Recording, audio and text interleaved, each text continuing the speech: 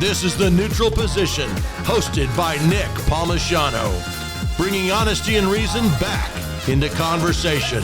Here's your host, Nick Palmisano. Unpleasant or repulsive, especially in appearance. Adjective. The word is ugly.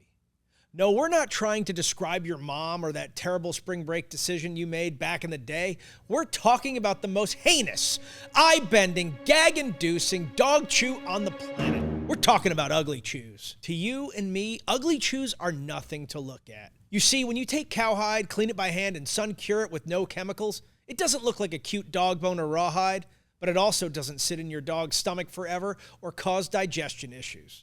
So while we see a hairy mess that we don't want to touch in any way, shape, or form, your dog, the natural predator that he or she is, yes, even Mitzi the toy poodle has some wolf DNA in there.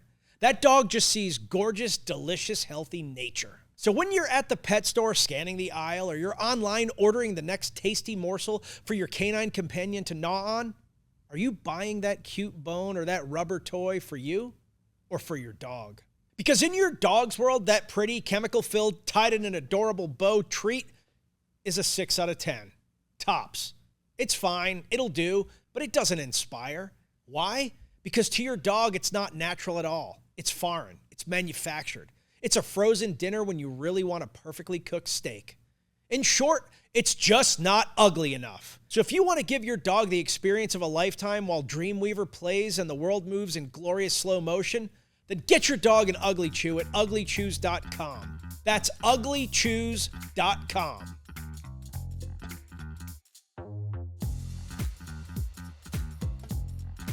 Folks, I have an icon here today, Max Langstaff. He is a producer. He is a writer. He is essentially a storyteller, but you've done everything, whether it's directing, producing, you're in the music industry, the film industry, you know everyone, you've done everything, and here you are today on The Neutral Position. How do you describe yourself as a person? A work in progress. I don't know. I mean, I think at the end of the day, for me, and what compels me, moves me forward is curiosity. I'm a learning person. I love to learn about things I don't know about, as opposed to reading about things and learning about things I do know about, and sort of. So I'm not a person who likes to be validated as much as I'm a person who likes to learn new stuff. And, you know, I also think in profession. How do you do that and become as good as you are at the things that you do? Because you have to go deep in order to have expertise, and you have to learn new things in order to be agile and have a keen mind. I think expertise, or you could call it talent, expertise, I think it's highly overrated. Oh. I think success, if you're a young person, success in any profession, I think success as a person in the real world is 99.99% hard work and 1% talent. And if I think we're at 100 and exactly. Your math is not his area of expertise. There you I'm go. Just joking. No, exactly. There's something to be said for that. But certainly from many of the people I've worked with, you can see it. I mean, we were talking about icons before and how, what makes a person an icon. I certainly wouldn't see myself as an icon.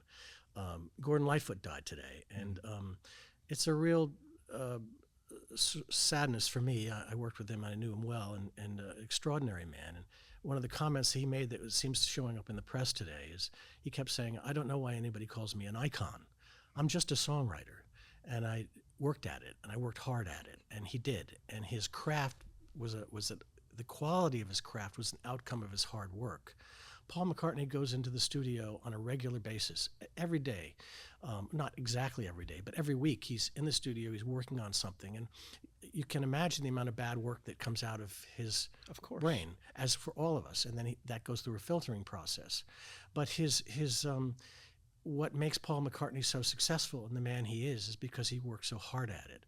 And you look at, for example, at the Beatles, and you look at these 4 kids coming out of Liverpool. They had no right to become who they became. Mm-hmm. Elton John, Reginald Dwight, this sort of dumpy, chubby, little confused kid, with very few friends, had no right to become the person he did, but they reinvented themselves. But the core in which that sort of drove them, the quality that they had, was not this sort of amorphous, musical genius. That may have been there, but there's so many people out there who we all have it in us. Sure. I mean, it's a wonderful thing about our humanity. But what separated them from everyone else was their hard work, and most importantly, their insatiable curiosity. That they were led to places, and they led themselves to places because their curiosity allowed them to do that. And it's very sad, because I think today we live in very incurious times.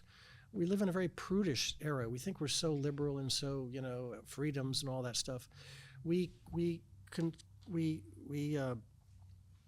short circuit ourselves by shutting down all those freedoms and not being open to things and being able to be available to. We're not open to conversation about anything. You can't explore anything that is not essentially whatever the two approved opinions are on any topic. Like, I really believe that anything happens. It doesn't even have to be political. It can be like a thing occurs in the world, and we rapidly create a binary situation. And if you try to get between those two, people blanch at it hard. And all of a sudden, you're the bad guy. Like, I see that happen over and over and over again on social media. Yeah, and I think that if you take it even a step further, you have opinions about things. I have opinions about things. Mm-hmm. Everyone has an opinion about things. And we think they are our own. They're not. Your opinion is not your opinion. Your opinion comes from beliefs, and your beliefs come from information you've had since you were born or as a child. I mean, we all grow up indoctrinated in certain perspectives. Yeah, the number one factor in how you vote, and it's like 88% correlation, is how did your parents vote? So the idea that like we're arriving at conclusions around these things, there are some people that do, but they're very few. Right. And we think, I'll get my information by watching the news. Some people watch Fox, some people watch MSNBC. That's not how it works. That's just information. And there's a real big difference between information and knowledge. And I think that when you think about what is so just a spoonful of sugar helps the medicine go down. So where do we get our points of reference that then lead to our opinions or our beliefs, et cetera, et cetera? What's the most unmediated, easiest, the best sugar we've got? It's through our art. It's through the arts. It's an entertainment, you could say. So music, as I was saying before, is the only universal language. It is. It's unmediated, and everyone has access to it, either to make it or to hear it or listen to it. And where do our values come from? Whether it's a John Denver song or a Beatles song or a Bruce Springsteen song, or some wonderful Roger Miller. I learned a lot from Roger Miller. Dang me. Anyway, but we live in times that and that is in and of itself a liberal, a sort of progressive, say discipline or field. I mean, the field of the arts and entertainment really is that, and we love it. I mean, television, films, movies, music. We can't get enough of it. And the question is, are we feeding ourselves? There have been times when we've been very rich, for example, in the 60s, and I don't mean to sort of deify the 60s. As Tom Brokaw said, we don't know what happened in the 60s, except we know what happened with the music. And I think that it was very nutritious music to a large extent. It helped to sort of move us to a certain place. And not that we necessarily stayed there or succeeded in that, but it's a process.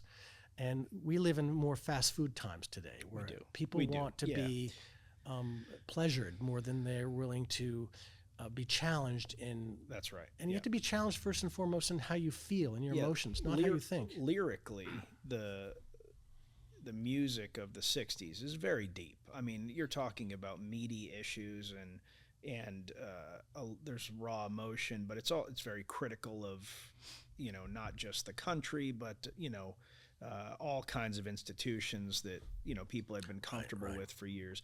And even in the 80s, like, people look at the 80s as very pop, and it was, that was the era I grew up in. But, you listen to Tears for Fears, there's some meaty lyrics in there. There are. Less so now. even when you look at rap in the 80s versus rap now, or pop in the 80s versus pop now, songs were about the world and what was happening, and now songs tend to be about grievance, money, or in the club, sexually explicit. Really explicit. There's no originality, right? I think also there's exactly there's so much grievance. It's interesting because when I was working on record, the soundtrack of our lives, I brought Michael Feinstein in, who's comes from the song, knows the songbook. He's one of the renowned people in that arena, and also Stephen Schwartz, who wrote Godspell. He wrote Pippin. He wrote Wicked, which is coming to town. Yep. And they're amazing people, and they're the kind of people we were just talking about a second ago. 99% hard work, and so we're talking to them, and the question that has often come up for me, and I've always been curious about, if you listen to the Rolling Stone version of popular music, which most of what Rolling Stone had to say and what they've communicated is nonsense. I mean, it's not true. And that may be a radical thing to say, but if you actually go back and you look at this music and you look at music history and how things happen, I mean, they come with these lists of the 50 greatest guitarists, the greatest songs. It's bizarre because it's all about sort of promulgating this belief that new is better. That anything new is better than anything old. Well, the nice thing about music is if you've never heard it, if you've never heard Bessie Smith before, you put that record on for the first time, it's new for you. Sure. In that experience. But one of the things we talked about, Michael and Stephen and I went into, I asked them both, and they landed on the same song. I said, what's the greatest song? What's the greatest pop song of all time? And they didn't even hesitate. It was obvious to them. They said, Over the Rainbow. And I was like, wow. And it's interesting because Over the Rainbow does show up in lists amongst, music critics and different people like that. Paul's Yesterday, different songs like that. And I said, why? And from a lyrical standpoint, it's very interesting because there's no song that more encapsulates the entire history of popular music, which, by the way, is an American product, first and foremost. We invented popular music as we know it today. It came out of a struggle of two kinds of people. You have people who came here against their will and people who came here because they were trying to escape something. And those two sort of cultural energies collided and gave us this extraordinary, and it's amazing when you think of sort of the black community, and so much of the greatest music that exists in the world today is a product of oppressed people who had to find music as a language to express that pain and that suffering. And I think whether you're listening to Donny Osmond or you're listening to Taylor Swift or whatever your generation is, the most white pablum kind of music that we have, it owes at least half of its root to that experience, American experience.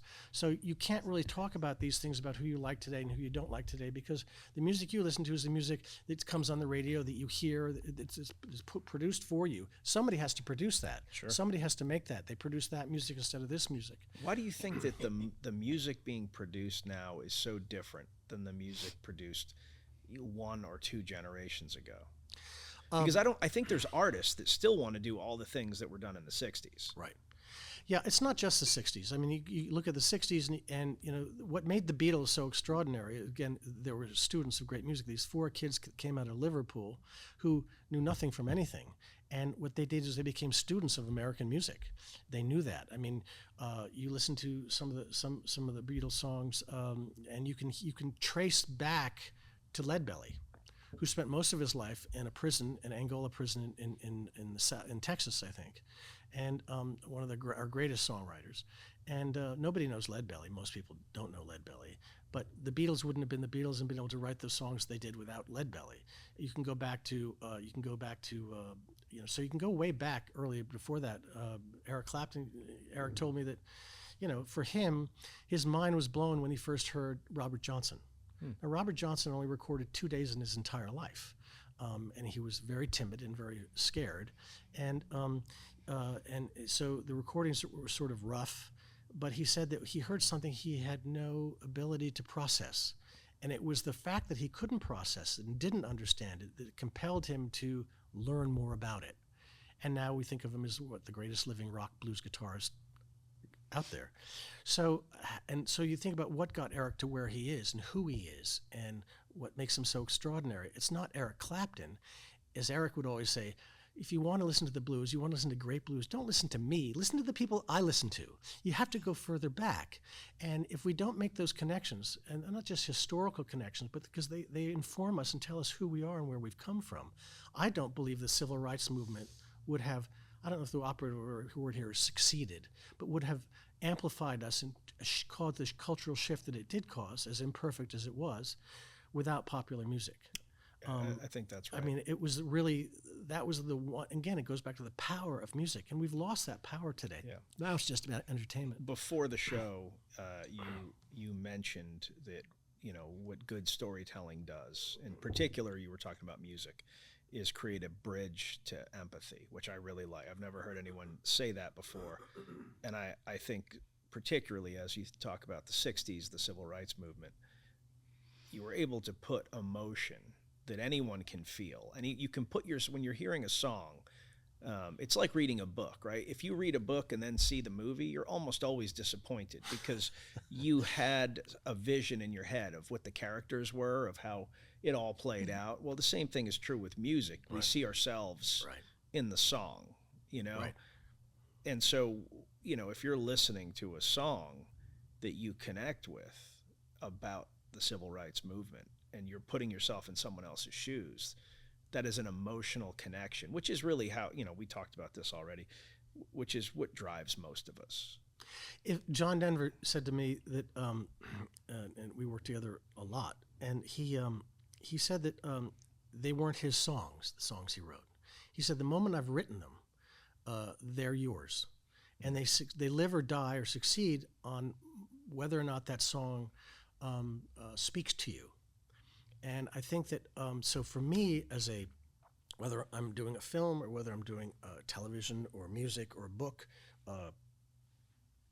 whatever I'm doing, working on, I'm not interested in telling a unique story that no one's ever heard before, or coming up with some kind of device. Obviously, you want to do that, and you learn in your craft. You have to learn the base stuff. There's certain things you have to do and touchstones. But what interests me is what can I do and what work can I do, and the work that I want to do is work that reaches everybody, because I think there's a commonality. I think we have so much more in common that connects us than what separates us. Absolutely. And we've sort of lost touch with that. And what can reconnect us best and the fastest is is the creative community. I mean, politicians are followers. They're not really leaders. They're going to wait until all the information from culture and society tells us. Whatever will get them reelected is what they believe. Right. And you've watched the parties literally switch positions on things because that is what was best for them at any given point. It is wild that we actually pay attention to these people. And it's interesting because we, sitting there, sitting back and looking at it, think, well, what changed? Nothing changed except somebody's attitude or opinion. And the question is that a well-informed opinion? It's not an intellectual question. The question is does that person have some humility and respect for the fact of their opinion is only their opinion? It has no more power than that. A well-informed opinion is an opinion where it's connected to a belief system that's connected to people's feelings, and those feelings have to be authentic. Or where do feelings come from? Coming back to Over the Rainbow. Over the Rainbow was a song of incredible craft, and it was obviously written to be in the film The Wizard of Oz.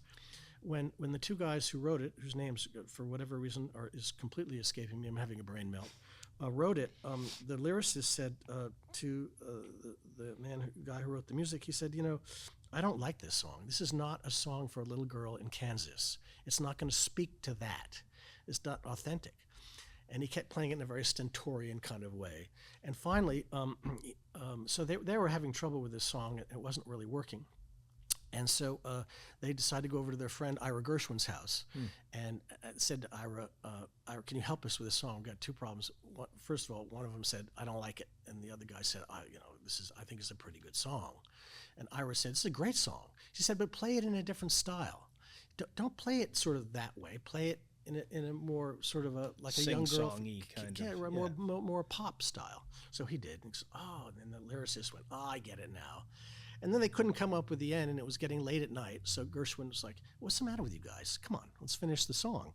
And so they said, "Well, how do we do?" So da da da da. So that whole thing goes up high at the end. He said, so Ira just threw that in. He said, "Okay, that's the end of the song." I mean, so that's the organic process. But what makes that song so extraordinary, to talk about it from the lyrical standpoint for a second, it's talking about a place that doesn't exist. The song is about a vision of possibility and hope and dreams. Yep. Don't we all feel that? Yeah. The second thing is that from a musical standpoint, if you listen to the bridge in the middle of that song, they're jazz chording. It's not pop chording. It's an extraordinary subtle shift. Well, how did that come about? Did the songwriter, just some brilliant guy sitting around, come up with that? No. He was the son of a rabbi, and there was a family that lived in, I think, somewhere in the Midwest, somewhere, I think. My memory is falling apart here. But they rented the apartment above their garage, for lack of a better idea here, to a black family. So as a little boy growing up, he heard all this black music and all the black music influence. And that's where he came to understand tonally this quality. So when you take a look at 3 minutes, you get the entire history of recorded music, or entire history of music, in many respects, the entire history of American popular history, and all embedded in 3 minutes. So does a songwriter sit down, or is anyone crafting a movie or a book or whatever you're doing, sit down and go, well, I'm going to write this song that embeds all this stuff? It doesn't work that way. It comes organically because your life experience, and where did that life experience, how do you get that experience? From your curiosity. And so, and it's amazing how that song speaks to everybody. You can listen to so many different versions of it, done by so many people, from Eva Cassidy to what was that great Hawaiian artist who did his version of it. It was in the movie Meet Joe Black. I mean, it's sensational. Yeah. And that's the sign of a great song, is that it can work for anybody. And the last thing I'll just say about this, which George Martin, kept pointing out to me when we were working together, he said, you can measure a good song versus a bad song. In other words, people say, well, that's just your opinion. It's not. He said, if that was the case, there's no point in learning music, because there's no craft to it. It's just however you feel and just whatever your utterance is. He said a song is melody, rhythm, and harmony. And then they're just 12 notes. And you think about every single song that's ever been written and will ever be written, and 99.99% of them are love songs, which tells you something else, interestingly, all are born from that very simple, there's not a lot of ingredients here. And it's how they mix. We live in very rhythmic times today, so you get a lot of the rap and hip hop. In the 70s and the 60s, it was much more of a, and I'm just talking musically, not socially. Yeah, absolutely. It was much more of a melodic time. So it's an interesting thing. And when you look at it on a huge macro basis, you suddenly realize that where we're going and how we take these tools and these things that human beings have invented, and what we emphasize is a reflection of where we are in our space as a species, if nothing else. So it's endlessly fascinating to me. Where do you see music going? I think it's collapsing. I mean, the music industry is in a state of collapse. It's a train wreck. And I think. Do you think that's because of streaming? I think it's because of a lot of things. I think it's because of greed, because of streaming. You look at the music industry in the 1980s, when digital technology came. Technology is a big part of it. But we used to go out and buy records. If you remember, $5 you could buy a record album, and you got that record album and you opened it up. It was a tactile experience, and you could read about the musicians. You could read the lyrics. It was a huge deal. God! It was a audio book. Yeah, and it cost us $5. And a lot of effort also went into the inset, right? And there was information, right? And pictures, right? So what happened in the 80s? The introduction of CDs. Record companies realized, oh my God, we can sell you the same thing we've already sold you again in a different format and charge you triple the amount of money. And so kids realized this is a ripoff, because it was a ripoff. And the artist didn't make more money from a record going from $5 to a CD at $15. The record companies made that money. So they're making gobs of money, and they're selling us stuff we already have. And not as, a lot of people would argue, obviously, that vinyl is analog, we're an analog creature, so digital technology has to be translated somehow. But the bottom line was there was an element of greed there. They made a ton of money, but kids began to go, well, there's got to be a better way. We can't afford this. And so they started to illegally stream music. Yep, that's right. And that was sort of opened the Pandora's box. And so today you talk to a kid and their definition, when I was growing up, my definition of good music, everything we wanted, of course, the best we could do was put in car stereos. You know, it was like, who could get the fanciest car stereo? It was huge. Oh, yeah. It's huge. And the best sound, you know, you get some guy's car, and it's like the great sound. Usually there's a sensational. Kids, that doesn't matter to kids anymore. No, it doesn't. Their definition even of music component stereos, right. like, you know,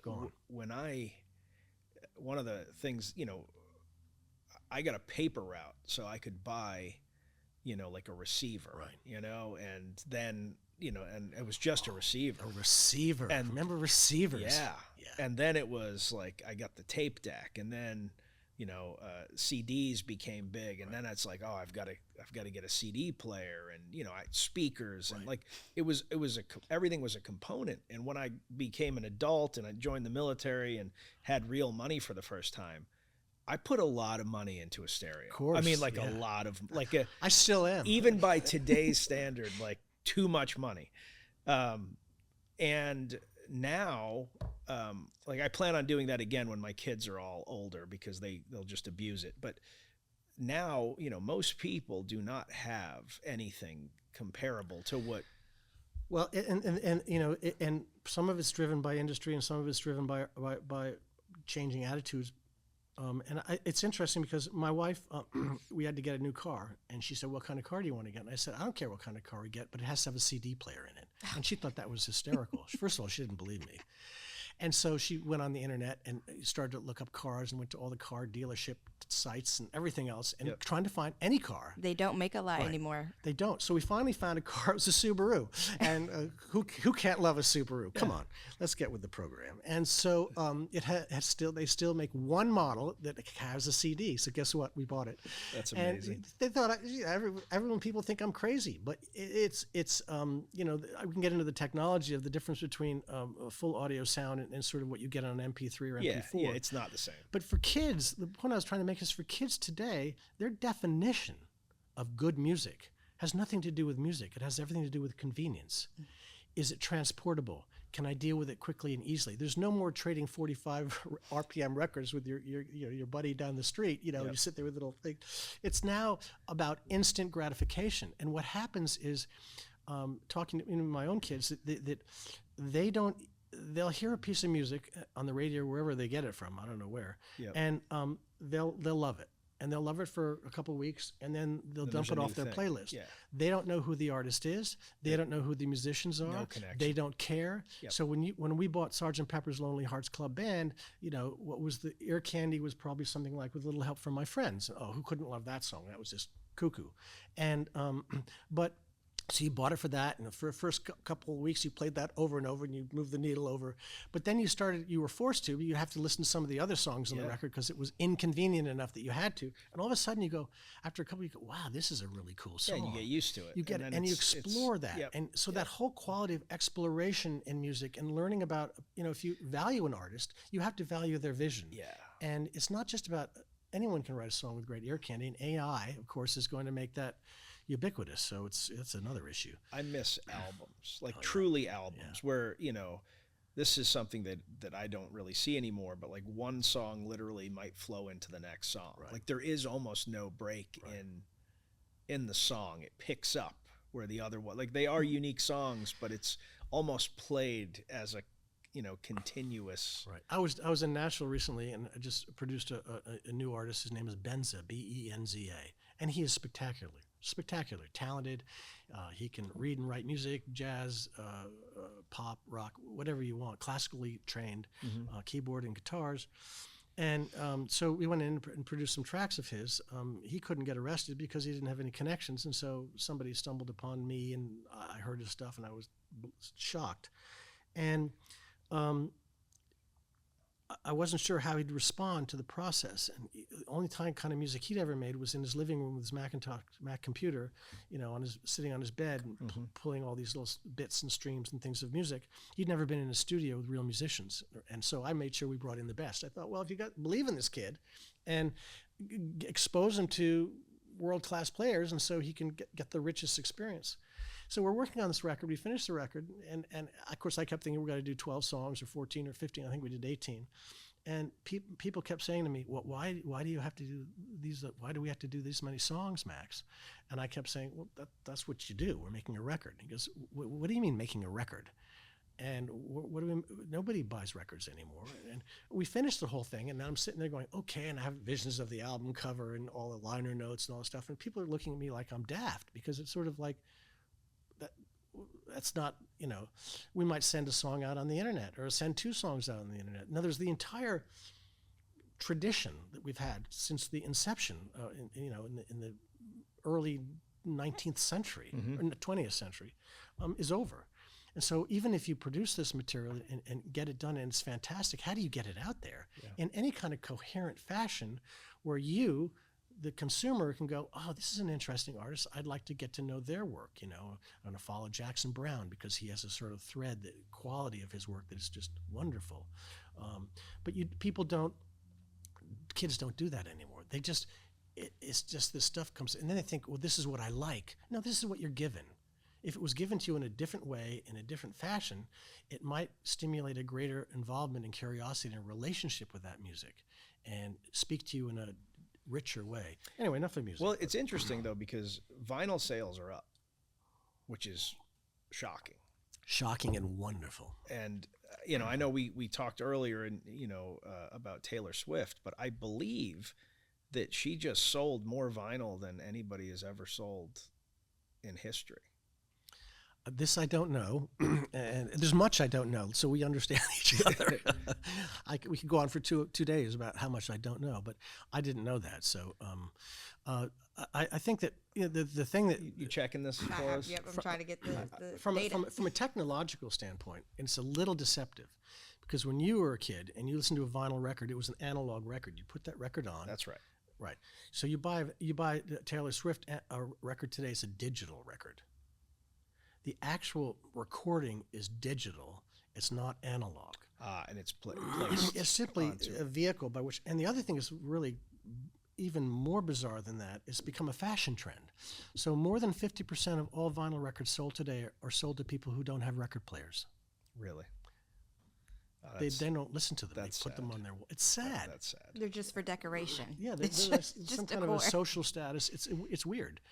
But so there's a lot of nuance to this process. But the idea that you have to make an effort to take this thing and pull it out of the sleeve and put it on a record player. Sometimes being forced to make an effort, to have to work for something, the reward when you finally get to sit back. If you make your own cup of coffee at home in the morning, you get up in the morning and make your coffee, whatever, and you sit down and there's that great, versus pull into Starbucks at the sideboard, somebody hands you a cup of coffee. That's more of an entitlement space. Yeah. And it's so much richer when you actually have to make some effort, So you'll appreciate this. We have, or maybe you won't, I don't know. We have a private jiu-jitsu club that kind of 12 of us started. We all were in different clubs, and we're all kind of middle-aged, and we're like, you know what, we want a different environment. Like, we're not trying to win the championship or anything. So there's a big sign on the wall that says, the 198 bodies that are on Mount Everest were once highly motivated people. Maybe take it down a notch. We've got a great mat, 2 pool tables, a kegerator, and only vinyl.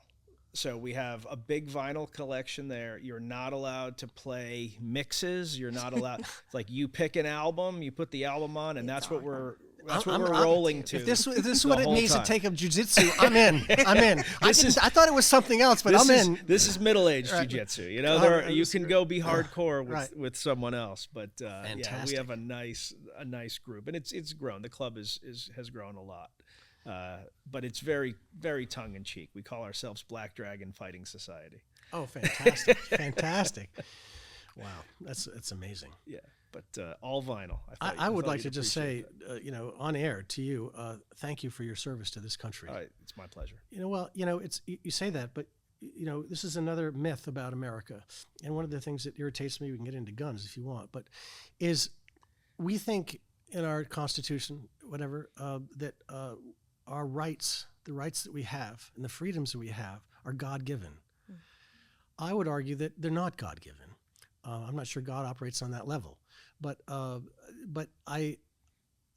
you think of all the young emerging democracies and old democracies that struggle on this planet, and they struggle mightily to even maintain the values of any kind of freedom.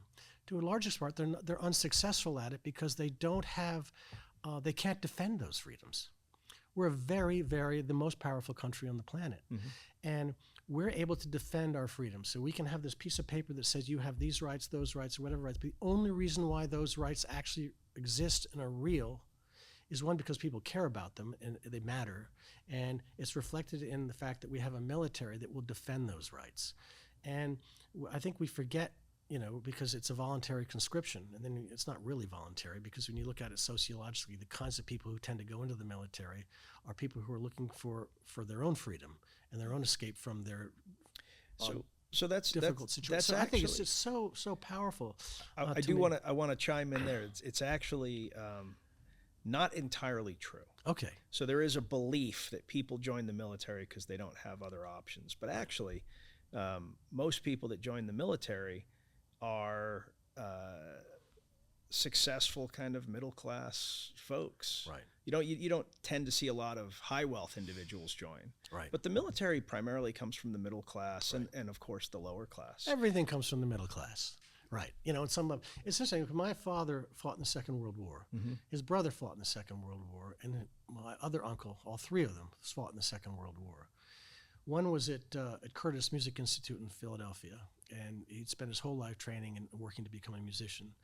And when the Second World War broke out and things were whatever was going on at that particular moment, he walked right out of the front doors of Curtis and right out of his music class and whatever, and signed up to join the Army. Wow. And he fought in the Pacific, and he got shot and he got wounded on Okinawa. And I had another uncle who ended up that was tough fighting. in the European theater, and they never talked about it. I couldn't even get my father to talk about it. And I think about all the privileges that I have today and all the things that I've been graced with, whether it's in education and whatever it is, and all the opportunities and everything we have, we owe to that generation to a large extent, because then you could argue, certainly in terms of the Western world, they saved the world. And they sacrificed themselves, and they never doubted it. So to your point, it wasn't just poor, impoverished people who did this. People stood up and said, this is a part of who we are, and if we want to be who we are, then we need to participate in that. And for some people, for me, I'm a writer, really, and producing, however you want to define that. For others, it's doing different kinds of things, and they had different skill sets. And I think that, so I just wanted to just express to you how grateful I am for you making possible the life I have. It's my pleasure. I strongly believe the military gave me more than I gave it. But kind of to your point, one of the things that I loved about the military, and the military, every once in a while there will be a story that the press loves to jump on about, whether it's sexism or racism or whatever in the military. And those things exist because they exist in our society. Exactly. But one of the nice things about the military that I really don't think you get anywhere else is it throws everybody into the same situation. So it's the black kid from Philly with the cornbread kid from the Midwest and the cowboy from Texas and the Hispanic kid from El Paso, and all of a sudden you've got the same job, and you're coming in with stereotypes and you're coming in with belief systems, but then you have a mission that you all have together. And for most people it really kind of washes the other stuff away, and it's like you work together towards a goal. It's interesting to say that, because I couldn't agree more. We have so many stereotypes about soldiers in the military, and it's just it's almost embarrassing in the lack of thoughtfulness behind it. One of my strongest and most pervasive creative collaborators in my professional life, and is a very close personal friend, was the Naval Air Force, and his job was to go out and hunt Russian subs, and they would go out in those P2s or P whatever they're called. P3 Orions. There you go, P3 Orions, flying out of Hollywood off right. camera, it was a pilot. There you so go. We should, there you go. Okay, and that's what he did. Now he's a pastor. He's gone on in training post-military. He's now a pastor, and he's a brilliant musician. He plays guitar, he plays the piano. He's a wonderful songwriter, and just spectacular. He's raised a family. He's just, and he now teaches a lot. Does a lot of teaching for professionals, and you think, and a big part of his success was the training he got in the military. Was learning to be mission-driven, learning to understand to work as a member of a team. I mean, these are skills that. There are a lot of different ways you can get they're them. invaluable. Right, and he there's not a man who's more anti-war than he is.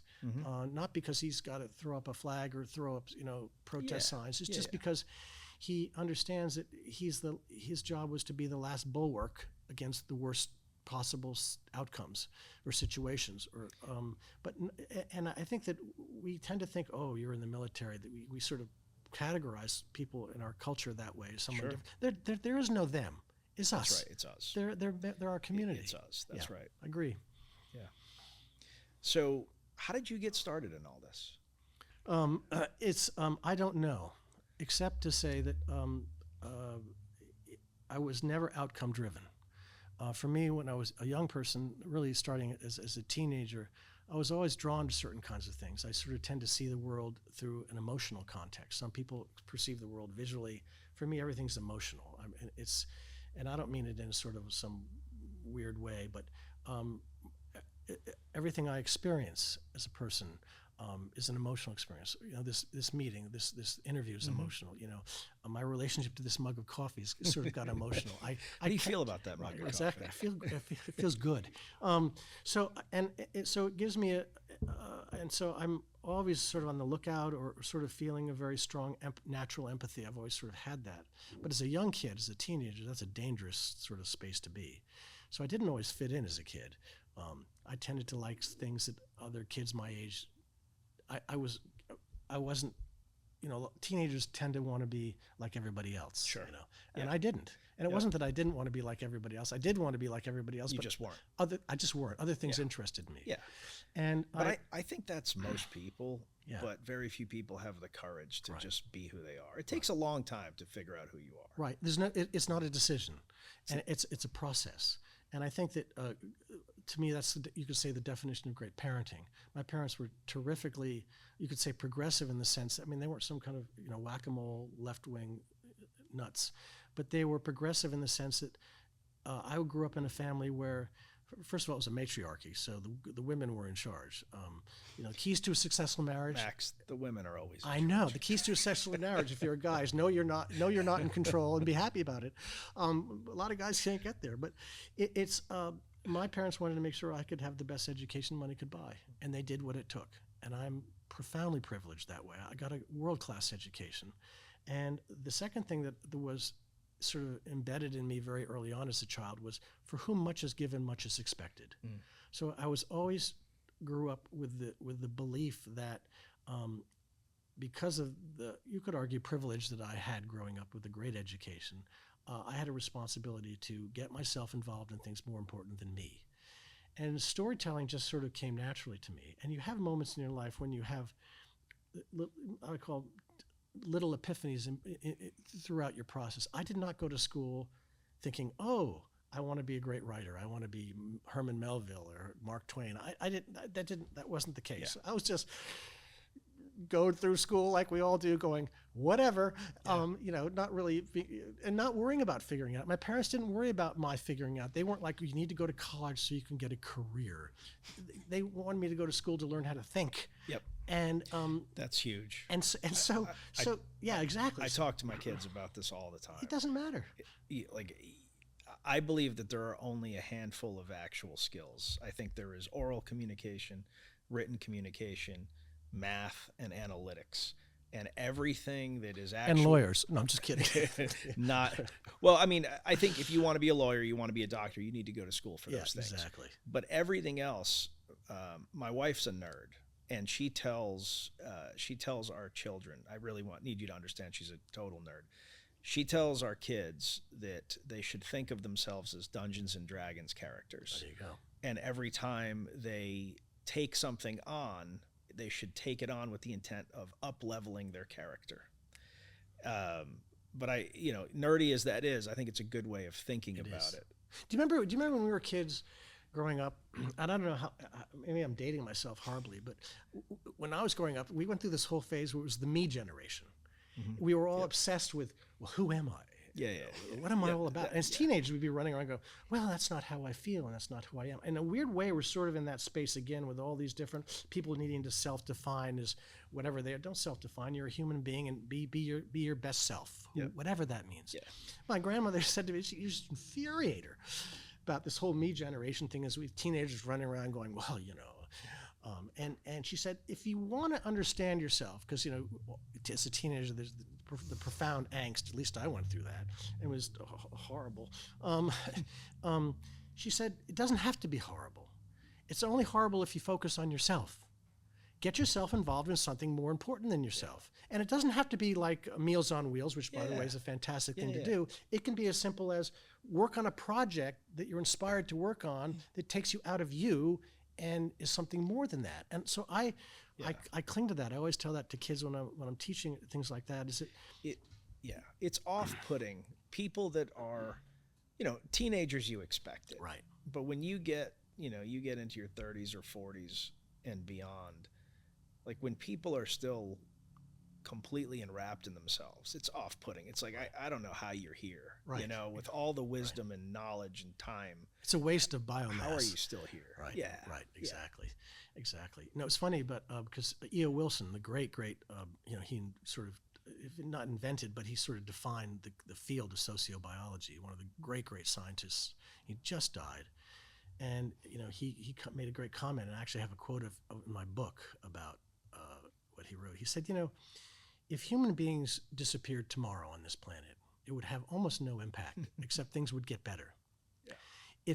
If mosquitoes and insects disappeared on this planet, we're doing our best to wipe them out, the entire planet would collapse. Yep. And I think there's a quality of humility in that we have lost sight of. And we don't even like to think about it. Let's just go get a Starbucks and we'll talk about it later, kind of. That's the world we live in today. And I think that we lack connection with each other. We lack a respect for the world around us. And we get focused on us and what I want and what I want. Well, there's a difference between wanting something. I want a Big Mac, but maybe I need to eat something else too. Yeah. Yep. You mentioned earlier, you were talking about this a little bit earlier, but doing always what you want kind of gets you nowhere. Right. It really becomes like an Achilles heel for a lot of people. How do you define what service is? How do you, because you mentioned before the show that you try to do things that are bigger than yourself. How do you define and decide what your next project is?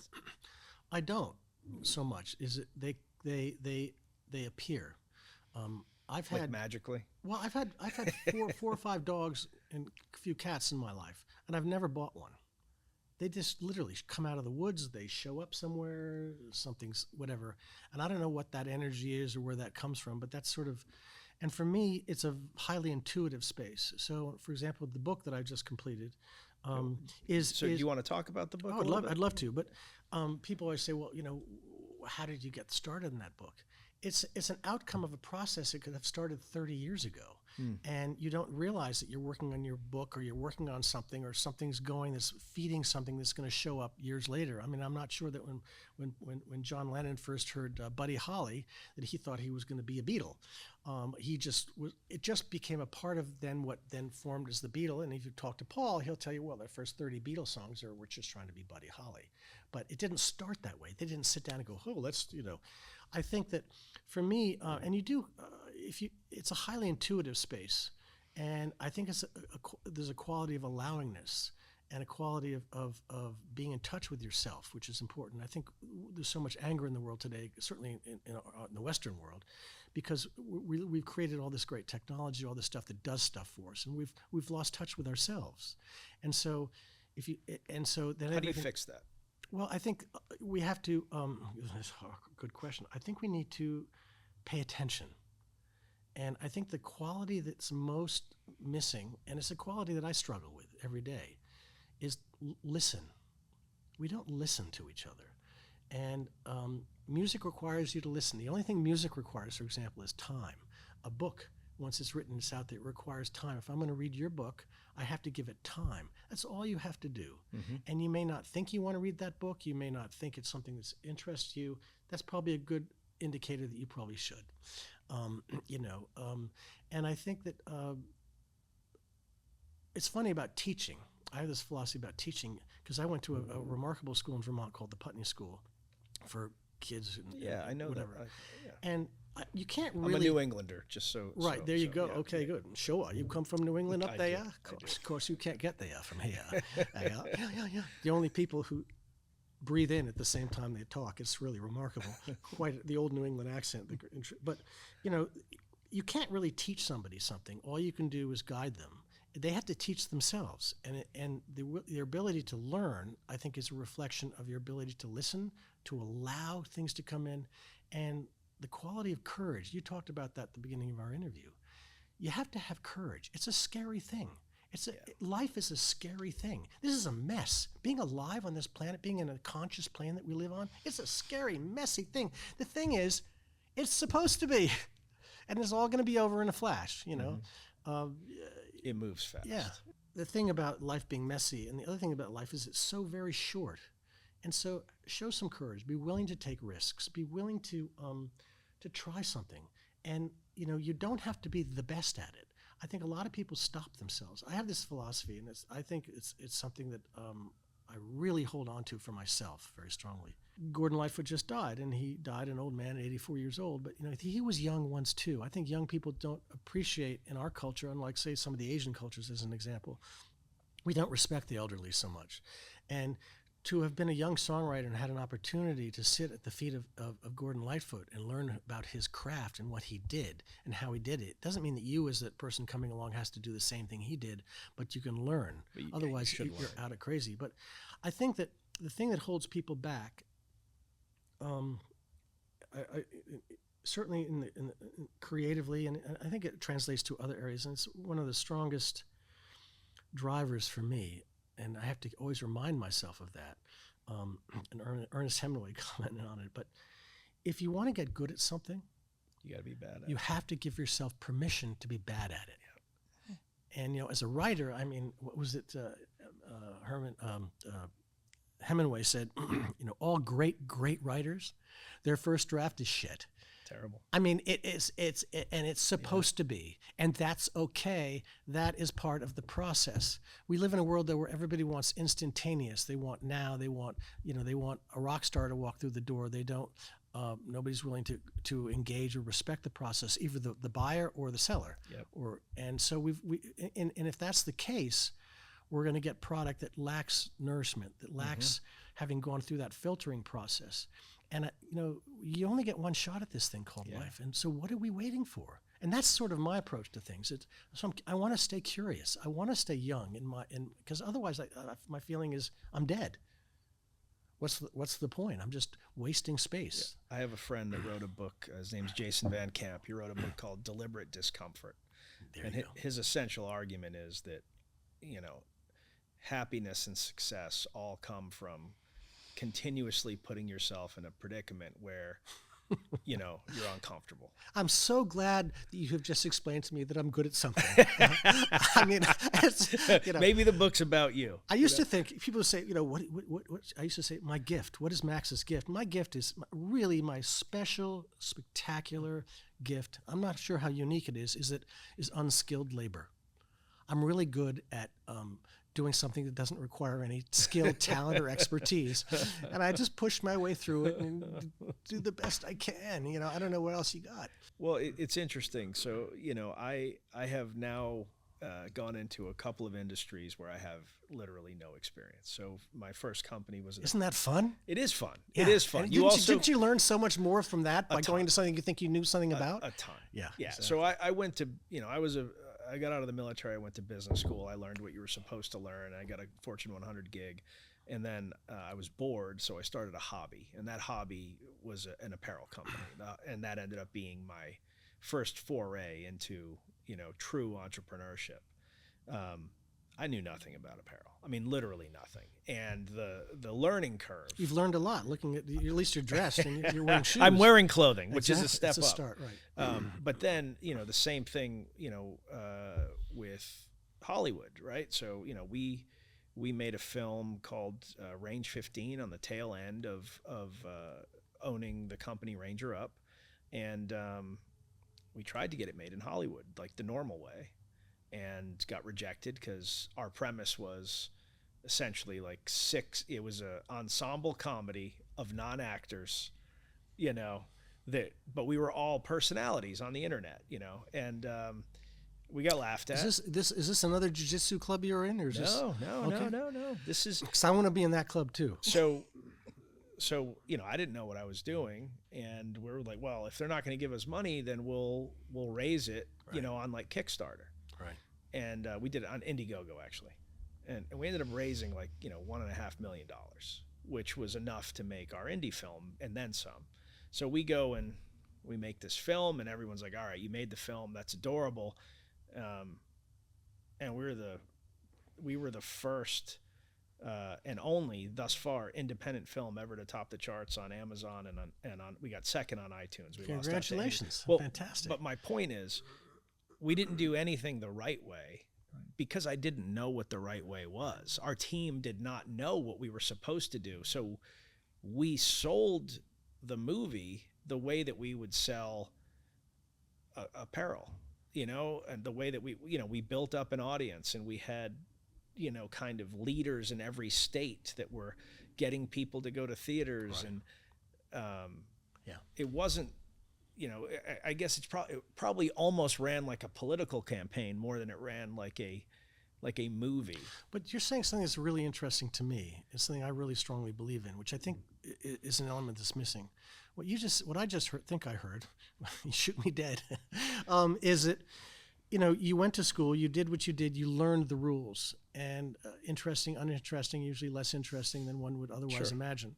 And it's just, you learn the rules. Yep. And then you broke the rules. Yep. And I think that to a large extent, young people today aren't willing to respect that they need to learn. If you want to be good at something, you have to learn the rules first in order to get permission to break the rules. You can't just go out there and go, hey, I want to express myself, or whatever I feel or my opinion is. Nobody cares. Go away. We've heard it before. But if you learn the rules, if you're a musician, learning those chords, if you're a writer, you have to have a vocabulary. You have to be able to understand how to structure a sentence and how to create an emotional thread and what the structure of that book needs to be. If you're if you're a sculptor, I'm always amazed when I see a great sculpture, because I think this person took a rock. They took a rock and created something that's so insanely beautiful. I mean, look at the statue of David in Florence. I mean, who does that? I mean, I look at that. That's incredible. And so I think that I agree with you. Breaking the rules is where you get breakthrough as a creative artist, certainly. And I think as a person in life, but you have to. It's what I call thoughtful risk taking. Yeah. You have to know. Yeah, you have to have a point of reference, because if you're not a link in the chain somewhere, then it's just, as Mark Knopfler said, it's just nonsense. It's just more noise. So that's pretty powerful stuff. Yeah. But I do find it important that you do need to know the rules first. Right. You do need to have some sense of how it all works, and that requires real effort. And it also requires respect. Mm-hmm. It requires respect for the people who've come before you. That's right. Who've done X, Y, and Z. It's not about being better than them or whatever. I mean, do you think you can really be better as a filmmaker fundamentally than Steven Spielberg? You can be different, but the man's a master. He's a master. It's what it is. Yeah. And so that's okay. You don't have to go out and say, well, I want to be the next Steven Spielberg. Don't be the next Steven Spielberg. Be the next you. Be the only you. Because we already got Steven Spielberg. What we need in the world is you, not him. And I think young people often miss that, and cultures, or pop culture, doesn't sort of lend itself to that kind of courage. Be like everyone else. Oh, this is the hottest trend. Everybody goes there. But that's the hottest trend, and everyone's going there. And then you should probably go there. Yeah, right. It's too late. It's already. too late. Yeah. But you asked me the question before about how I got into this and what drove me. It was wanting to create a bridge of empathy. And I can create a bridge of empathy by a poem or a book or an essay or a song or, again, those are just vehicles. And I think that if you don't have something to say, then it's just noise. And I think we have a lot of noise in our culture. And we have a lot of brilliant, what I call technicians, who can create extraordinary, what I call entertainment. There's a lot of fast food, brilliant purveyors of whatever it is they do, for example, in the creative, in the arts, et cetera, who make the best Big Macs. But there's got to be something more. And then there are others out there. And I think that for me, if you don't have a reason to do what you're doing, and for me in my career, and again, this is about being open and allowing yourself to be exposed to new things. I didn't grow up, for example, in my work with John Denver, wanting to work with John Denver. I didn't grow up sort of thinking a lot about John Denver. I was into some other stuff and different kinds of things, but I had an experience. Someone took me to a John Denver concert once, and I was shocked. It wasn't what I expected. It changed me, and I think you have to be open to change because we're afraid of change. Human beings are terrified of change, and it's the only absolute in its life that we know of. It's happening all the time. How do you do that? How do you commit to that life? Like, you seem very good at it. How do you, if you were giving a young person advice, or an old person for that matter, how do you get yourself to a point where you're constantly looking for and embracing these different things? I'm going to go to the ultimate cliche and say luck. But then the question is, what does luck mean? For me, luck is where opportunity and perseverance collide. So that means you have to participate in it. It's not something that sort of happens to you. You're not going to get struck by lightning on a clear, bright, sunny day. And so you create your own luck. You create your own opportunity. And I'm a big believer so you're a participant in your own process. And so that means you have to work at your craft. And you can change your craft. If you don't like the direction your life is moving, then go somewhere else and try something different, like you like what you did. And look where it brought us for all of us. I think, though, that it's get hard work, and I lost my train of thought, so go me. But I think so that definition of luck is sort of how I look at it, and finding you create it for yourself, and again goes back to how do you do that? You create it hard, just work at it, just keep working at it, and stop worrying about the outcome. The outcome will become apparent, but I do think that there's I don't know. It's very hard to describe this process. I remember asking this question of Mark Knopfler, from Dire Straits and different things. I asked him about the creative process and songwriting, and he and I are sort of on the same page on this. And it was very validating to hear what he had to say, which is that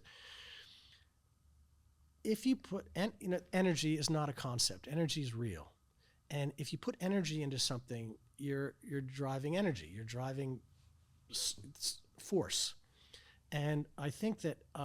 I have learned in my life, and I don't know how to explain it except to be humble enough to recognize that there's more to this world than Max, and there's more to this world than us.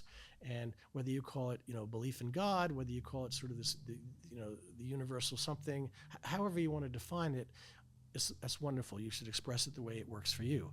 However, there is an energy, and I think that if you put effort into something, God, the universe, something will come to your aid.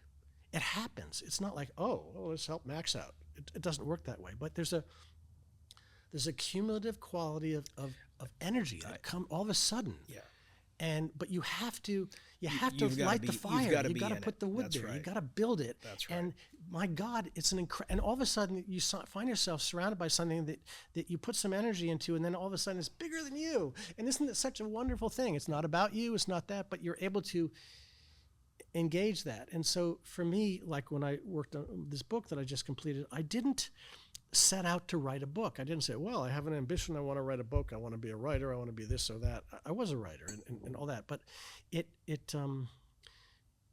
couldn't help myself. I mean, a lot of the things I've done is because I intuitively have just felt like I couldn't help myself. It was obvious to me. I can't even describe how it was obvious to me, but I was excited about it. I was enthusiastic about it. And that itself is the beginning of the energy.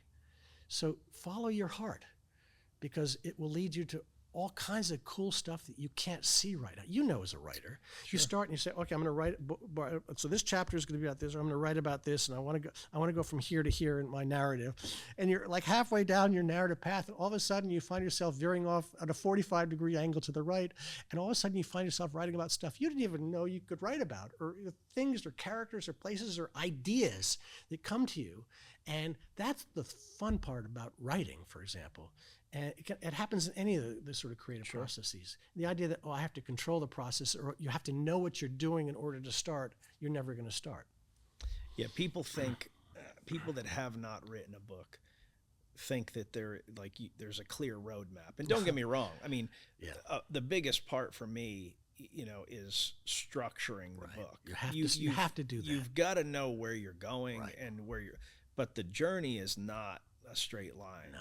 And what ends up happening is, as you're going through it, you're like, you know what, this is more important. And I actually, a few times with Scars and Stripes, connected things that I had not yet connected as I was writing. Like, you know what, like, this is the reason for this. Right. And the story kind of changes a little bit, and it is a process. And in a sense, it validates that what you're writing about matters. Mm-hmm. In other words, because a connection is made, it's not just passing on entertaining information. And I think that I'm exactly the same thing. Is that I've written things that I write it, and then I'll come back and look at it 3 months later, 6 months later, because it's like peeling an onion, right? You need time, and you're like, oh my God, who wrote that? It's like, I could never have had that thought, and I couldn't even construct that thought today, but somehow in that moment, with the energy of everything, as John Denver was saying, these songs come through me from somewhere else. I'm really just the transmitter. And he would say that, and he's grateful. And I only hold on to the songs for a couple of minutes, or for whatever time it takes for me to transmit it, and then it goes out into the world, and it's your song. And that's really the process that's so enriching. So your book, you've just completed this book, and you did it the exact opposite way that you're supposed to. You're supposed to, pitch the book to somebody, and once the pitch is complete and they, it's accepted, then you write on a certain timeline, a certain number of pages. You just sat down and wrote a book. Well, it's called giving yourself permission to not know what you're doing in order to grow and learn and be curious.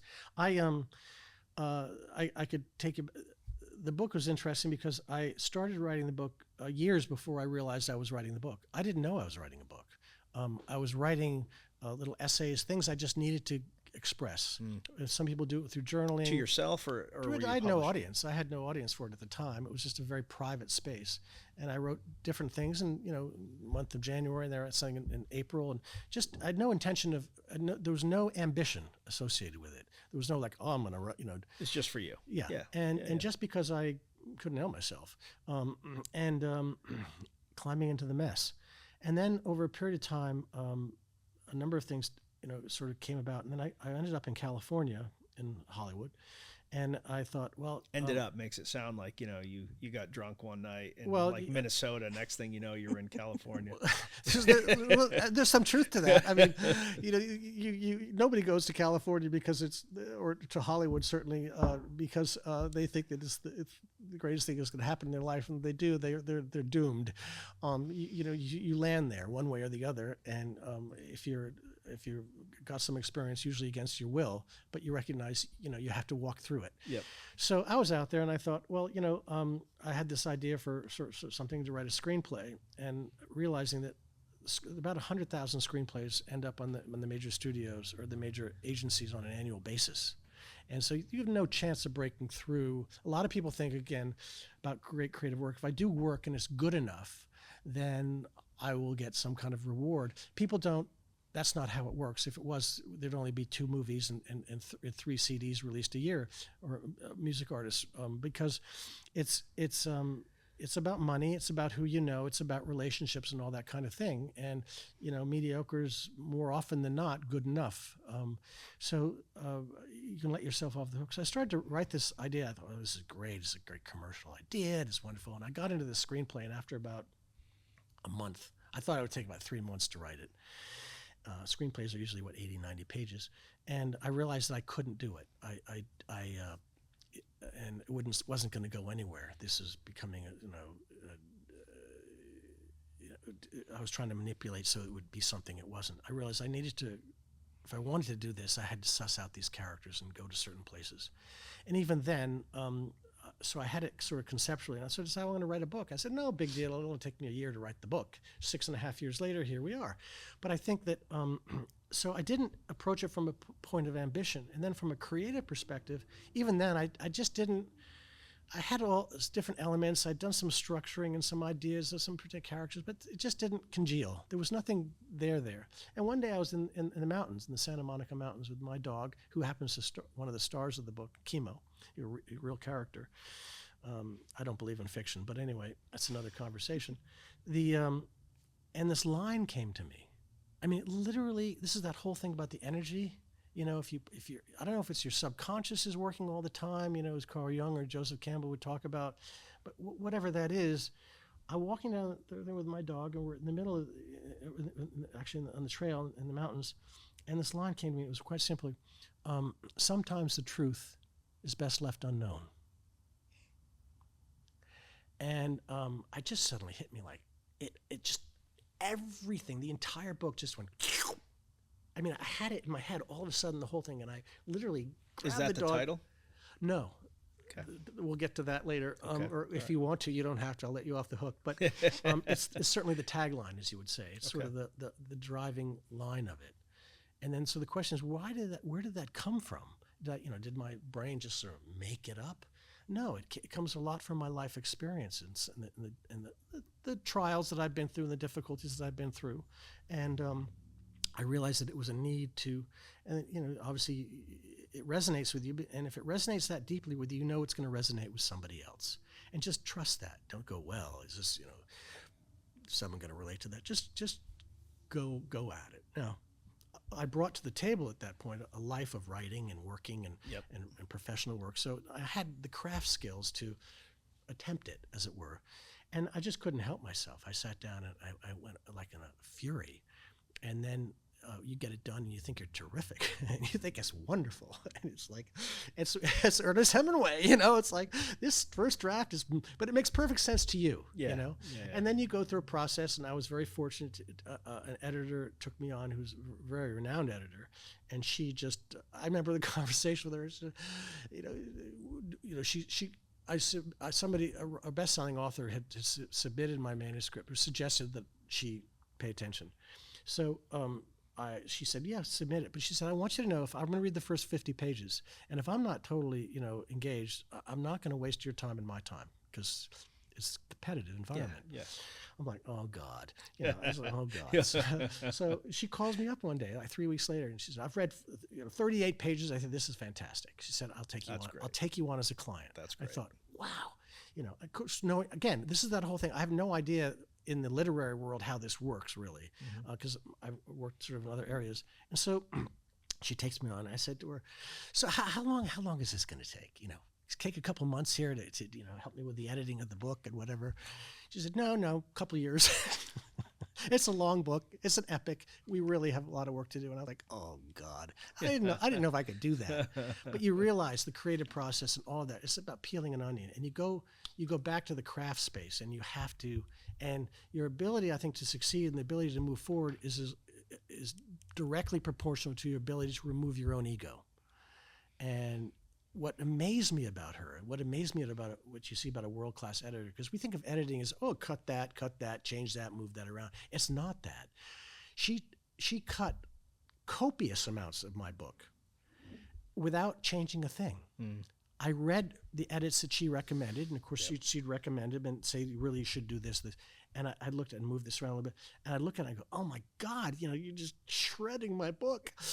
And I would do it. So I would create a whole separate document, and then I would print it out and read it, see whether I'll do what she says and see what it looks like. And it was like, I can't even tell it's not there. Yeah, you can't. It's wonderful. Yeah, when they're good, you realize how much extraneous writing that you produce. You're right. But the thing is, going back to the way this whole conversation started, is you have to give yourself permission to be bad to remove your ego, and to have the courage to allow other people and other voices to help you. You know, it's that great story about the guy who, you know, in the hurricane in New Orleans, you know, Katrina, whatever, and he climbs up on the roof of the building and there's flooding everywhere. And you know, someone says to him, you know, you're okay? He goes, I'm fine. God, I prayed. God's going to help me. So this boat comes around, and the police are, you know, the people trying to save him say, hey, come on down, buddy, get in the boat. He goes, no, I'm good. God said that I'm going to be saved. The next people come around with the helicopter. No, I'm good. So he dies, he drowns. Yeah. He goes up to heaven, and he says to St. Peter, he said, what the hell? You know, you told me you were going to save me. So I tried 3 times. You got to meet him halfway. Yeah, you got to meet him halfway. Yeah, you got to meet him all the way. You know, it's like a marriage. You know, if 2 people get married and think, well, I just had to meet my partner halfway. Well, if you do, you don't connect. You just bump up each other. You gotta to connect. You gotta go 110% in. So I'm 110% guy in everything I do in life, and it causes problems, but it's also provided the kind of joy that I've had, and it's worth it. What is the most interesting experience you've had with all of the legendary celebrities, songwriters, bands, etc. that you've experienced in your life? What stands out? They're all crazy? No, just kidding. They are. They're almost as crazy as the rest of us. But the point is, they have a vehicle by which they can express it and sort of expunge it. I think that the thing that scared me the most about working, for example, on Record, the soundtrack of our lives, and the project that also became Soundbreaking for PBS, was I was very nervous because I love music, and these people were my heroes, and their lyrics and their music have sort of guided me in terms of my emotional life and what my points of reference are, I think, for all of us. And so I was pretty convinced that I was going to be pretty disappointed. And there's nothing worse than having a hero turns out to be a real boob, you know. And I think the thing that must, from a macro standpoint, that most I learned the most from in this process is that they didn't. There were quirky personalities, some weird stuff, but for them, and some of these artists have issues, but I think, well, are they bigger or better or worse than mine? Probably not. I just don't see mine. But I think that they didn't. And then I started to ask myself, why didn't they? What was it?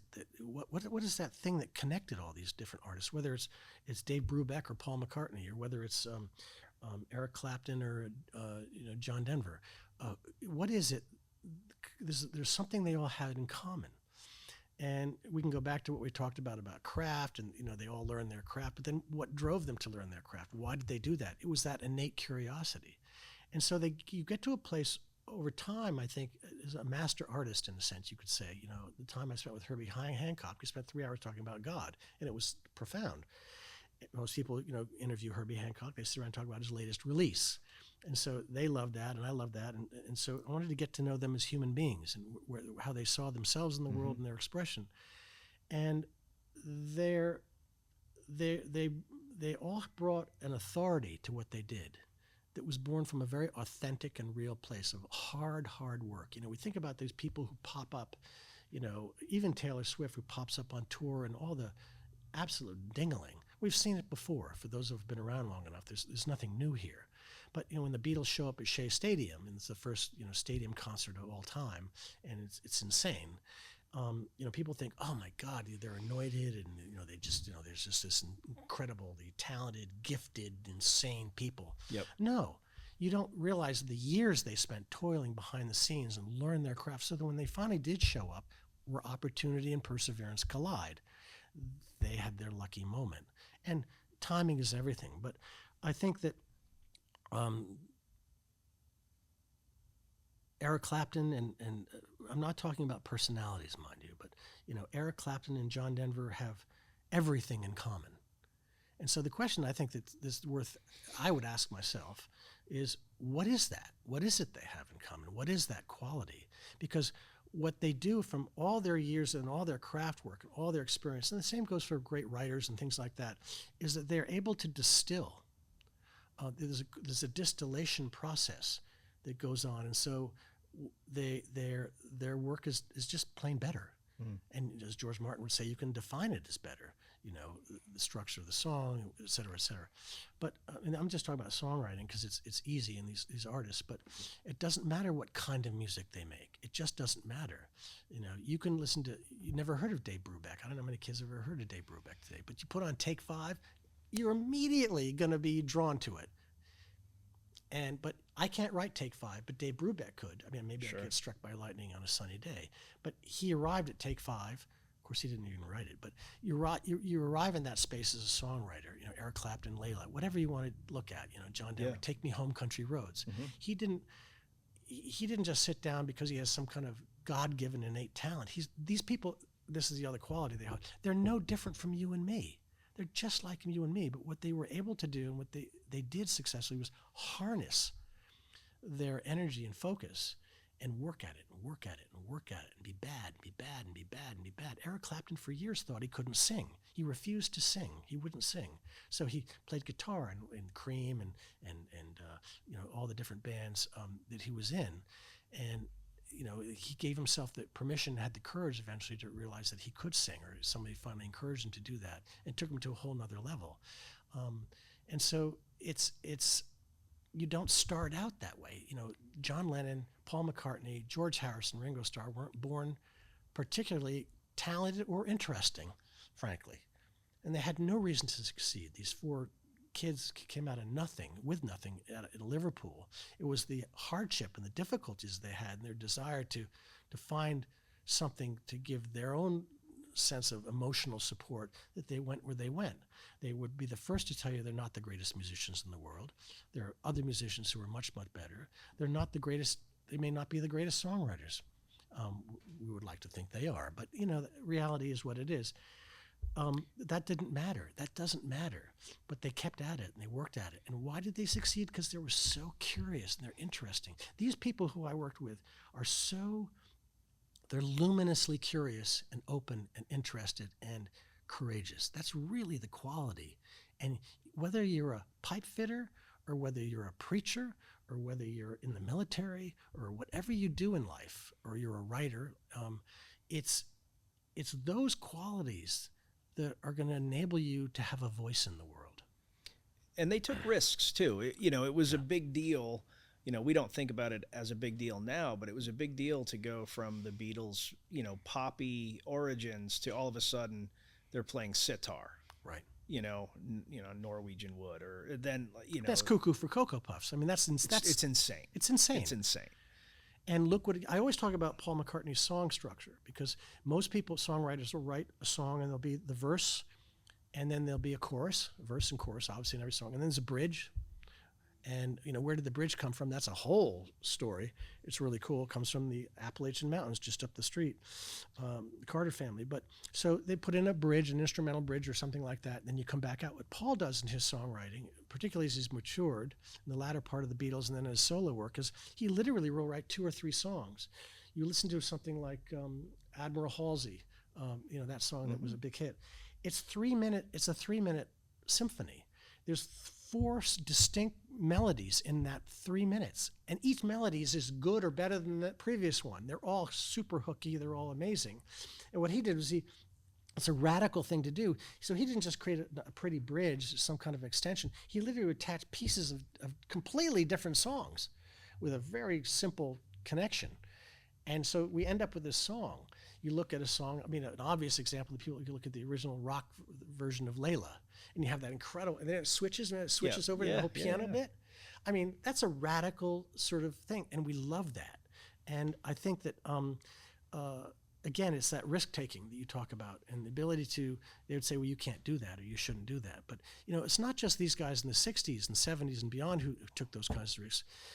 You look at Louis Armstrong in the 20s or 30s. He was in the studio and he dropped the music that he was playing with. And he was, in those days you didn't have studio time. You couldn't do take 2. It wasn't digital. All that. It's expensive. Yeah. So he's trying to keep the song going. He doesn't know what he's doing. So, oh my God, the music's on the floor. So that became scat. Well, scat begat rap.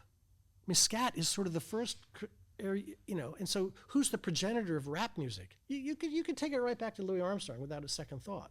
Now, did it become its own sort of musical style that became dominant? Of course, whatever. yeah. No, not in those days. But Ella Fitzgerald, one of the greatest rappers of all time, and it's all you think about it. But so we get caught up in our heads that things are a certain way. You've got to do things a certain way, and I'm now confronting that with, and the industry pushes that to a large extent. They try to label everybody and everything. The only label you can carry with any truth and authenticity, and that's your power, is to be you. To be you. Let everybody react to you how they must or see fit. Yep. Be you and try to reach out. So that's what it is. Hey guys, Diesel Jack Media has just opened up our new studio. And while we're getting things spun up, I've tasked the team with making as many videos as possible. To kick that off, we are launching a limited time $500 video option. Here's the way it works. You go to dieseljackmedia.com under video production, choose the $500 video, purchase it for $500. You get to choose one of three things. How weird do you want the video? Do you want it normal? Do you want it a little funky? Or do you want it weird as Once you choose that, you reach out to us at hello@dieseljackmedia.com. We'll write you if you don't write us, and we'll ask you to send us your product or tell us about your service. Then we execute. You don't get any say in the matter. We turn it around in 1 week. It's going to be a high-quality video that you can absolutely use in an advertisement, depending on how weird you wanted it. And that's it. And so far, it's been a phenomenal product. We've made a lot of small businesses happy. If you're a small business and you need a video on the cheap featuring your product, featuring your service, or just as a joke to one of your friends or something like that, the $500 video at dieseljackmedia.com is the way to go. I can tell you wanted to say something. I was. I've been trying for the last 10 minutes. Out of the corner of my okay. corner of my eye, I just keep you seeing. see the mouth like trying. No, but I mean everything you're saying is so insightful. But within your creative process, is there ever a moment that when you find yourself stuck that you're just like, you know what, I'm gonna walk away from this for a minute? And I hear you when you say in order to be good at something, you've got to start by being bad. Right. But you're trying over and over again with something. Is it okay to just say, let me take a breather, let me go away, and maybe it'll just, how it hit you, you're hiking with your dog and it just out of nowhere it hits you, and then you're back at it. I would say yes and no, and it really depends upon the context. I'm not a big believer in writer's block or actor's block or any of that kind of thing. If you have that block, then you're not listening and you're not paying attention. Because if you can't think of something to write about, then you probably have nothing to write about, which is a much larger tragedy than the project that you're working on. Because if you can't write about your dog, write about your garden, write about how delicious your meal was the previous day, to get your juices going again if you need to. This idea, it's when you get into ambition and you get into caught up in this idea that you have to be something or some idea of yourself or what you have to achieve, and you get into the issue of achievement. Don't. Get into the issue of being this best you can be. I have times in my career when I didn't know what the hell I was doing. And sometimes you push through. And fortunately, there's sometimes when people around you go, you need to rethink this. And with all due respect, for every successful thing I've done, and I've been lucky to have a few, we could be here for a week and I could tell you all the unsuccessful things I've done that I've tried and started out, and I've sort of gone, I think I need to change direction. Either I don't know enough about what I'm doing to be able to move forward. Not that you have to figure it out in advance, but it's just, there's certain things I can't do well. I can't do well. If you want to build a house, I'm not your guy. But if you need someone to hammer nails in the roof, I could probably learn that over a period of a couple of weeks. No, but the point being, I think it depends upon the context. But yeah, there are times when you just walk away. And you walk away for a lot of reasons. As as a professional, sometimes you walk away because you have a great idea and you're convinced it's the greatest idea since sliced bread, but nobody else agrees with you and you can't get funding. I mean, the professional reasons why you have to walk away from some of your dearest things. So it's very important to, I think for me, I try to approach my work with some degree of humility and more like gratitude, like grateful that I have an opportunity to have the space to at least try to be my best Max. But and then the process, for example, the book that I'm in now, I've written this book. I'm excited about the book. The few people who read it are excited about it, which gives me great encouragement. But is the book world interested in it? I mean, I have to get to a publisher. Publishers don't accept manuscripts directly unless somebody knows somebody. So I'm now stepping into a different sphere of they don't care about whether my book is good or not.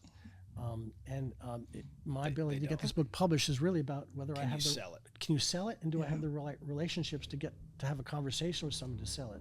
Will this book sell? I'm totally no, it will, not because I believe it is, because it's already sold, at least the topic, massively. But the bottom line is, I think as a creative person or anyone who's dealing with problems in life or things they're trying to solve or things they're trying to deal with, I think having the power and the strength to step back. You could step back temporarily. I've had projects that I'm working on a creative project I've been working on for 40 years. It's not that complicated, but I'm just not good enough to be able to do it in 2. So, but I still believe in the idea, and I still believe in what I'm doing. And, my collaborator, we were commenting about where is this going to lead us? And he's still alive, I'm still alive. And we both came to the conclusion that we didn't really care, that we get so much pleasure from the process of working on this thing, and we keep the integrity of the process intact and not worrying about outcomes. Oh, we got to do this because that, no, what's that? And if your creative work is coming from a space of trying to sell something to somebody or to, be validated or some kind of a amorphous outcome, it's not going to be very good work. That work has to come from your intuitive spiritual space. And for me, most of the work I've done and certainly the best work I've done has come from places where I couldn't help myself. It was like that. There was something driving me, and I became a tool for something much bigger than me, and I allowed it to happen. And it doesn't mean you don't bring craft and you don't have to learn your work. You can't be a nuclear scientist because you have a vision of it. You got to actually learn something about. You got to learn the. You got to learn the stuff, whatever. Of course, it's stuff. I think it's a good question. I kind of want to chime in a little bit. Please. There. With Scars and Stripes, right? The actual writing of the book, the once we had what it was, I did it in, I want to say it was 5 months, 5.5 months. It was fast. Getting to that point of writing the book was 2 years. Yeah. I literally did 2 versions of multiple chapters. That only 2? I'm impressed. Well, I mean, but like full rewrite, not edits, but like full. I'm putting this away and I'm starting over. I did 2 versions, and the problem with the first version was written in first person past, which came off very preachy, which was not fitting for who Tim is, and then the second version. At the request of Tim's literary agent, was a little artistic, and it kind of combined. It'd be like Tim reaches up for help, and then it cuts to like he's helping someone else up, and it was artsy and a little funky, but at the end of the day, it was a little, like it was trying too hard. Right. And then I was sitting around. I was like, man, like I know there's a good answer here, and I just I went back and I listened to some tapes of some of Tim's stories, and I was like, you know what? I'm gonna write this in first person present like a novel. And I worked nonstop for a few days and wrote 2 chapters that end up being kind of the linchpin of this book. And I gave them to Tim, and he was like, "This is it. Like this is it." He gave him to literary agent. Literary agent was like, "Oh my God, this is powerful." Then we pitched, and we got 6 out of 7 offers. Nice. And it was funny though. We settled with Simon and Schuster, and the first comment from the editor was, "Hey, it's a memoir, so it has to be, first person past." And I said, "Listen, this is my first book, and I know that you know a lot more than I do." It's like, but I'm going to go ahead and write this in first person present. and we're just going to do that. And Tim was like, we're going to do it in first person present. And we're like, all right, we're doing it in first person present. And it was like it was a risk, and it absolutely worked because he is a comic book character brought to life. Right. And to not be in the moment with him doesn't do the story justice. Right. But it took 2 years to get to the point where that occurred to me. But it was 2 years of like working. Right.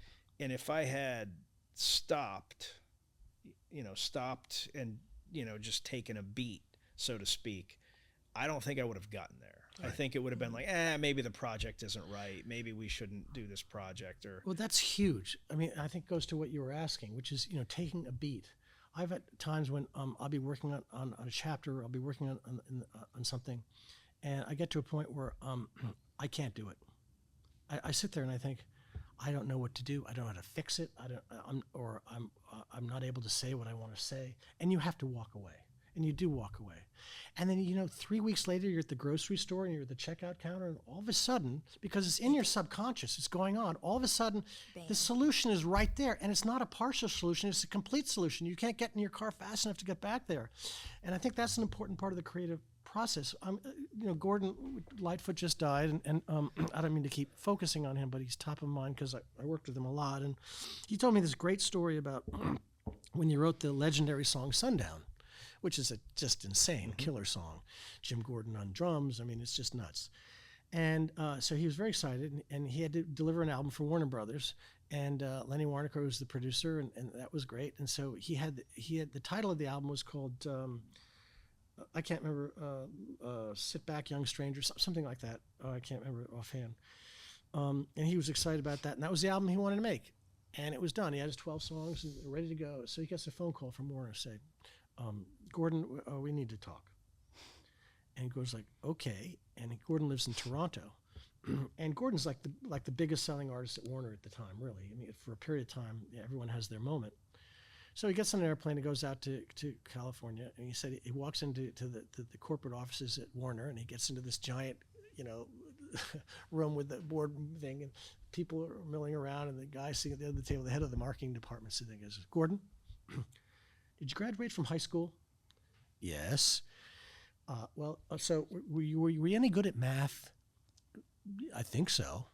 He said, okay, so we need to change the title of your album. He said, you can't change the title of my album. That's my album. That's my vision. That's what I want. This is my album. He said, Gordon, look at it this way. Do you know the difference between X and 12X or 100X? He goes, yeah.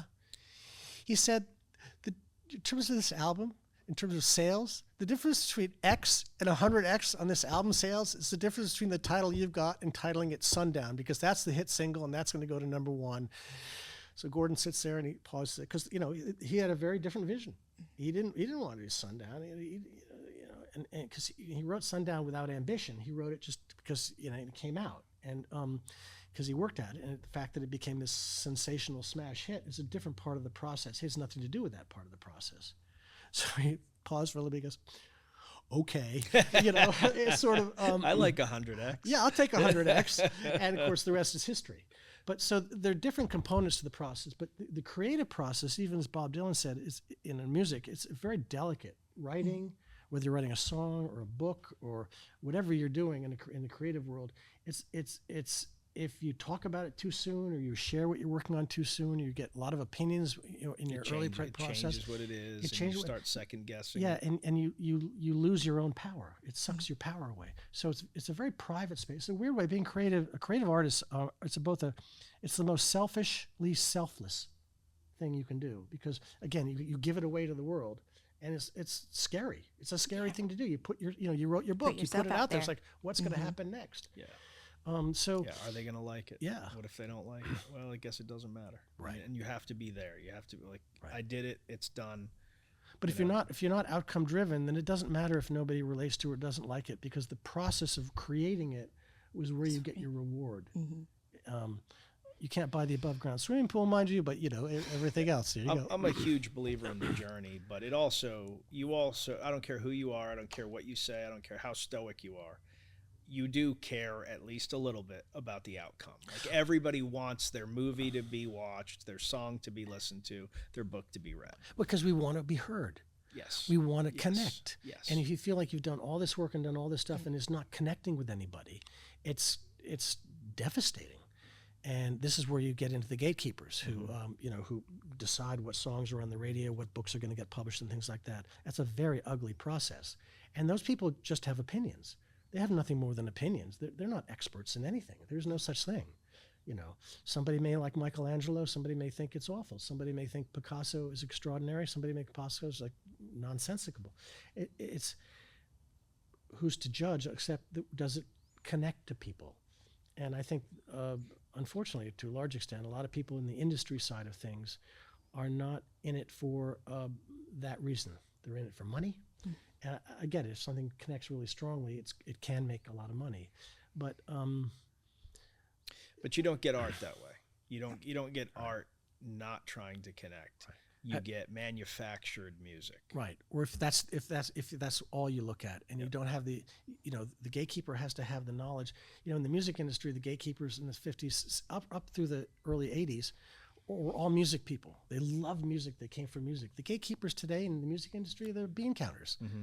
They don't know anything about music. But I also think a lot of the artists are falling victim to that now, and in this age of music, they have to sell to what's mainstream, right. What's popular, and then because I've seen it with a lot of new artists that start off, and then maybe they get to like their junior album or something like that, and then a little after that they can start making what they the music that they really wanted to make. I saw it a lot with Wale and J. Cole. Singing to the mainstream about sexually explicit things, stuff like that, drugs, et cetera, et cetera. And now, it's more social issues. Mm-hmm. It's back. It has politics in it. It's more. There's more meaning and depth in his writing, and he's a true lyricist, in my opinion. But I see that they have to sell their soul. You do to a certain extent. Again, Gordon commented that it was made very clear to him. He said, I'm a songwriter, and I work in the music industry. My job is to write songs. The record company, and songs that the record company can sell, and the record company wants. And he said he got some good advice early on from one of the A&R guys at Warner, who said, look, Gordon, your songs are fantastic, and you can put all the songs that you want and your favorite songs on your record, but you need to give us the hit. Yeah. You need to give us that song. And Gordon realized, he said, that's my job. Yeah. My job is to feed the beast. Bruce Springsteen, he'd released 3 albums, and finally he was hauled into Columbia Records, and they said, man, if you can't give us some hit music here, we're going to release it. We're going to dump you. And so and they say to Bruce, that's your job. We're not suggesting you're not a fantastic artist, but you need to empower us. Right. John Denver did 3 albums. He was signed to RCA because he had written Leaving on a Jet Plane, which went to #1 with Peter, Paul, and Mary at the time. And he was an unknown, but he got a record deal because of it. So, the producers, everybody's working with them. They released album 1, album 2, they go nowhere. Mm-hmm. Finally, he gets hauled into RCA and he says, look, John, we think you're so talented. We think you're amazing. But if you got to give us a hit song. You got to give us something. So he goes away and he's working away at it, and he comes back with a little ditty called "Take Me Home, Country Roads," and the rest is history. They needed that. Now the thing is, he could do that at that point, and he recognized that was his job and his responsibility if he wanted to be able to have a life of this. And a lot of people who get put in that position aren't able to do that because they don't have the craft. Again, they haven't put in that 99% hard work. Mm-hmm. For him, he was able to do that, and it ends up becoming one of the top 10 songs, according to the Library of Congress, ever written. So, how do you? So it's very difficult for creative people. I think, as Gordon pointed out, that you have to recognize that you have a job in an industry and a business. And you're feeding the beast, you're feeding that business, and they need that, and they want that. And so they're on your side on that level. But if you can't rise to that level and take responsibility for that this concept, which we live in today, which is unfortunate, which is all about self-expression. Well, this is how I feel, and therefore it's valid. No, it's not valid.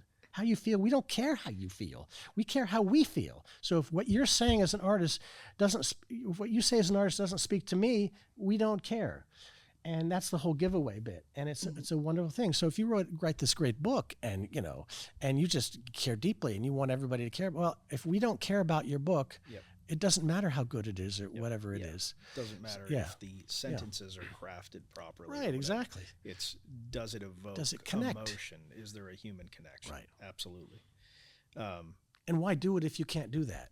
Yes. And if you want to do that as a young person, then you need to devote yourself to your craft and not worry about ambition. It was very funny. I'll just tell you the quick story. It's really probably inappropriate, but what the hell? There's no rules. Hey, this. Okay, so here you go. So I gave.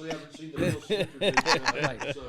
So I went up to. I was asked to do a lecture at the University of North Carolina in their School of Entrepreneurial School, which is connected to their business school.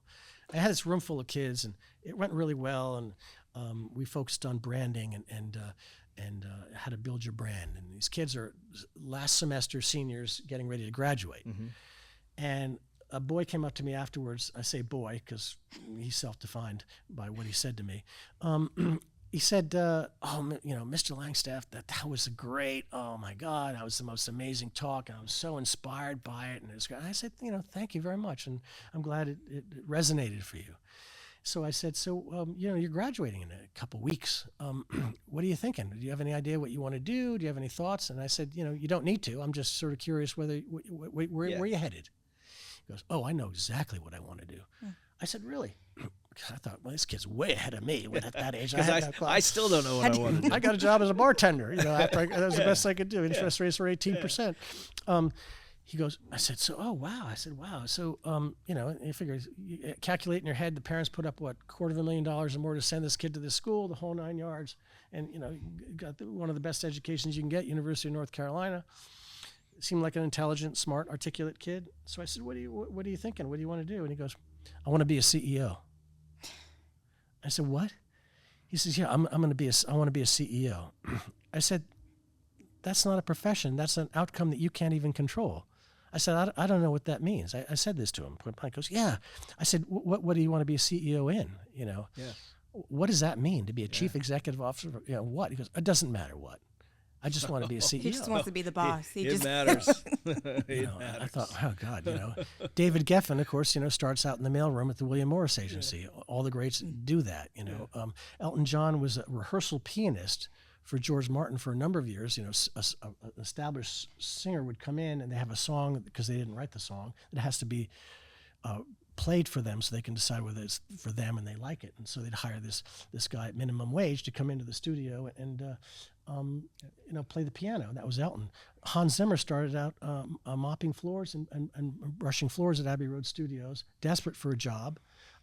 You start there and you're grateful for it and you're humble enough and you absorb it and you learn from these people that you're so lucky to be around, and that's where it goes from there. And today, young people that's gone.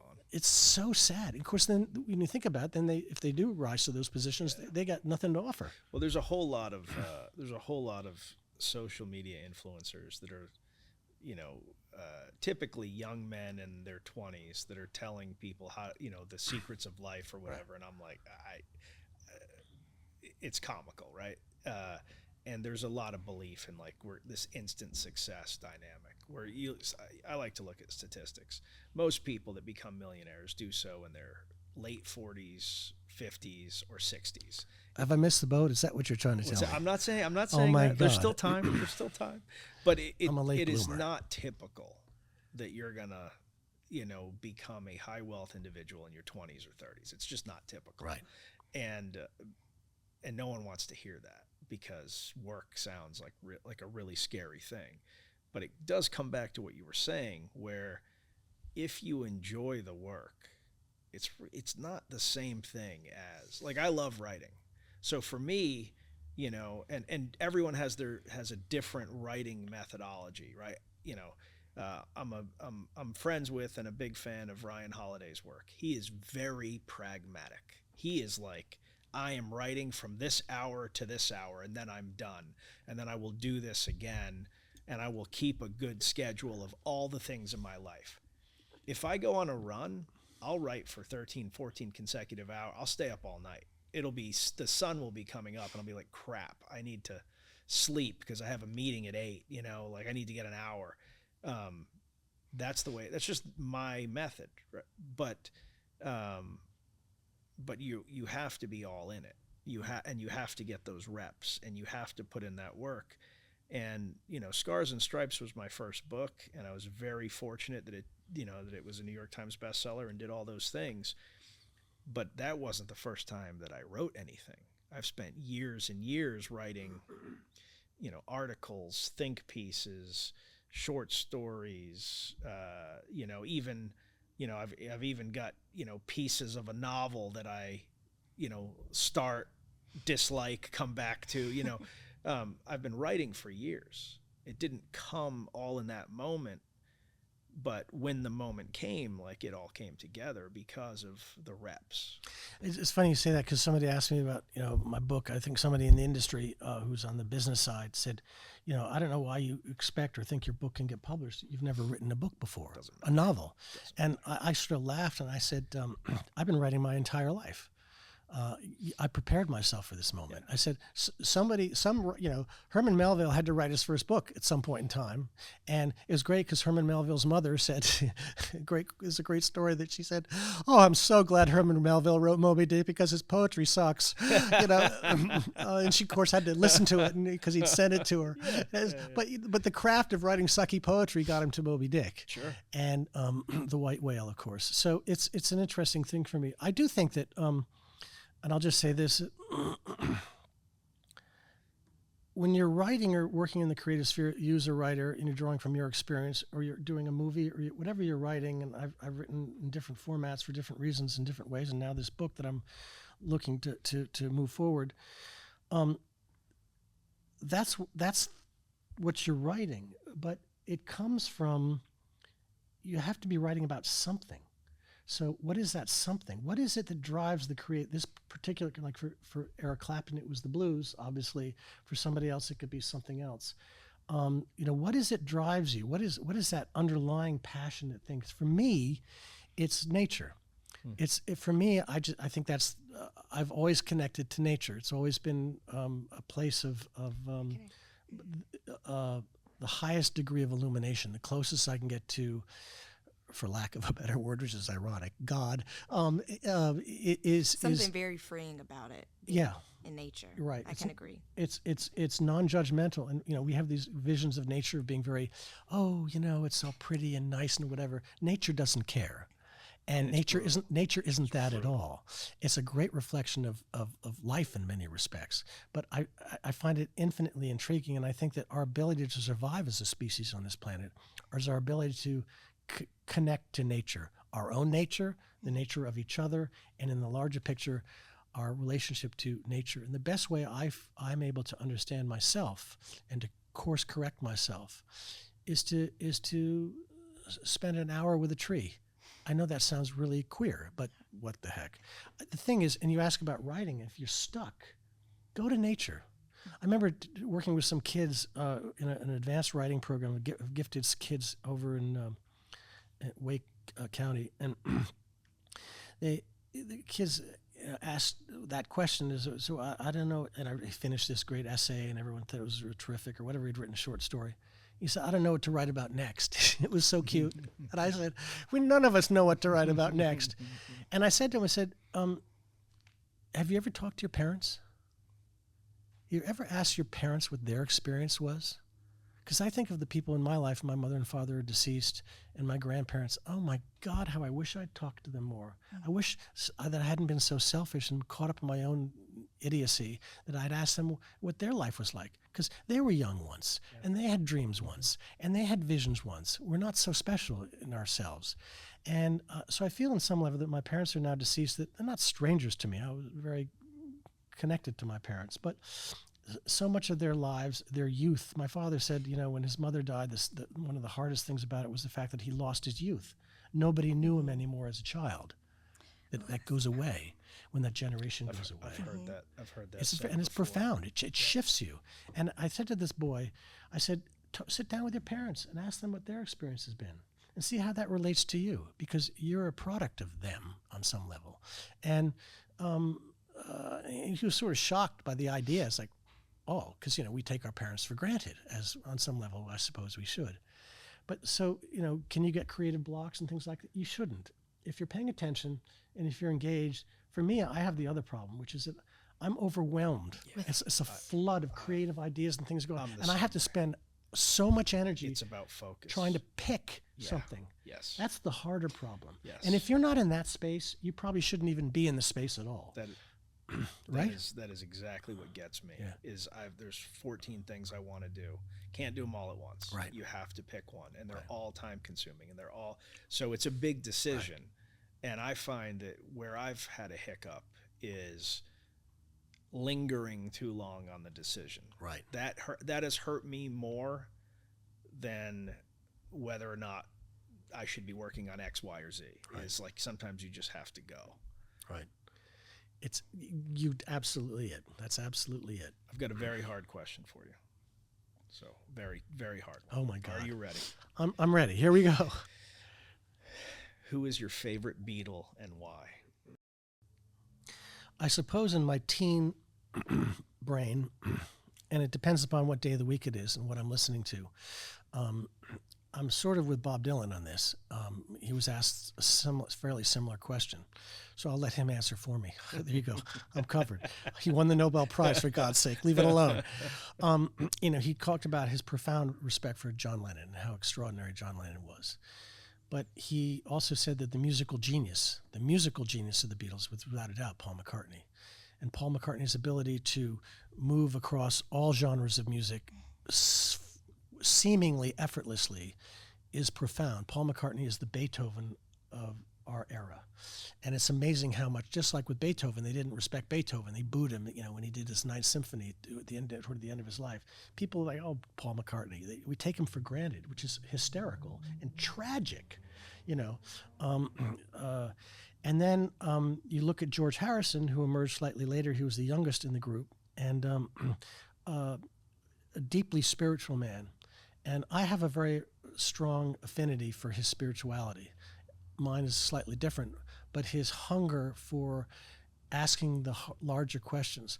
I was just asked by a friend who unfortunately died of COVID, but before he died, he was really a wonderful astrophysicist. I think UCal graduate, and went on to a remarkable career, but he had a passion for music. And he said to me, Max, would you ever consider putting together a collection, a set of songs of the Beatles solo songs, post-Beatles? He said, we think the Beatles just went away. Well, the four guys didn't go away. They went on for careers for another 50 years. So, but we went away. They didn't go away because the brand changed, the whole 9 yards. So I did. So I engaged in this project to honor him in his death. There's 12 CDs that I sort of put together for family and friends.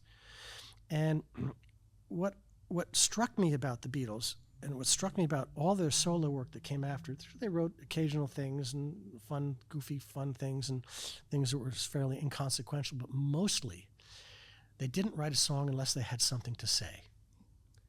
You listen to all the Beatles songs, they had something to say.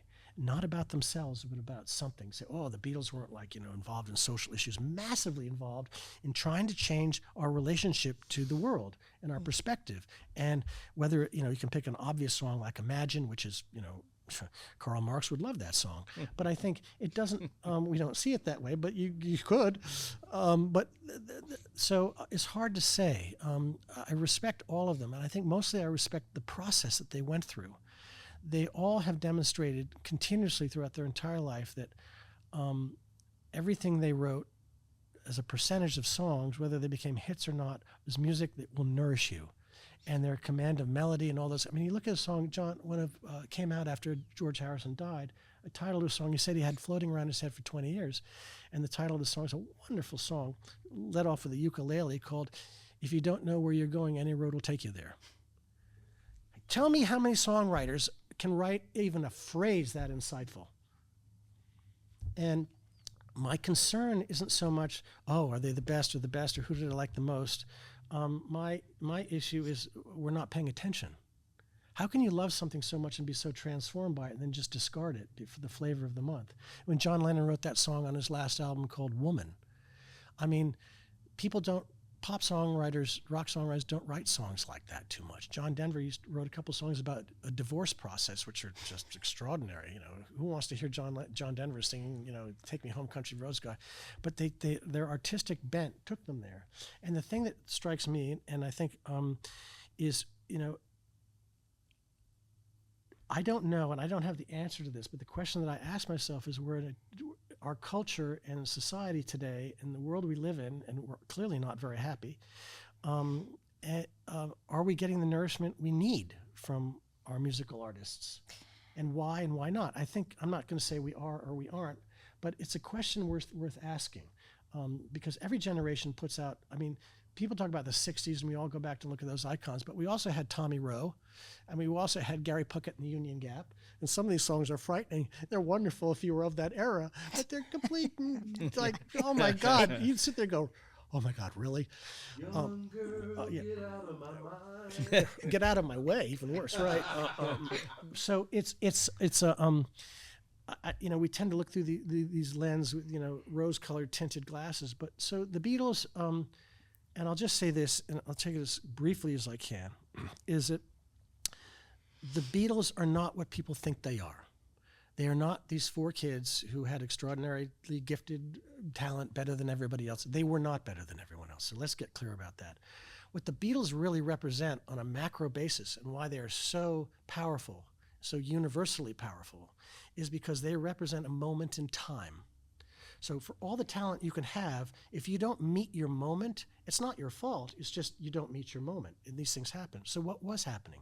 At a moment in time when technology had achieved a certain level and could capture what they were doing and could nurture themselves in their own creative process, at a time when we were going through this radical social change. So you have technology, you have the massive social change, then you have, of course, they brought a certain craft that they developed and learned, so a certain level of creative genius. Mm-hmm.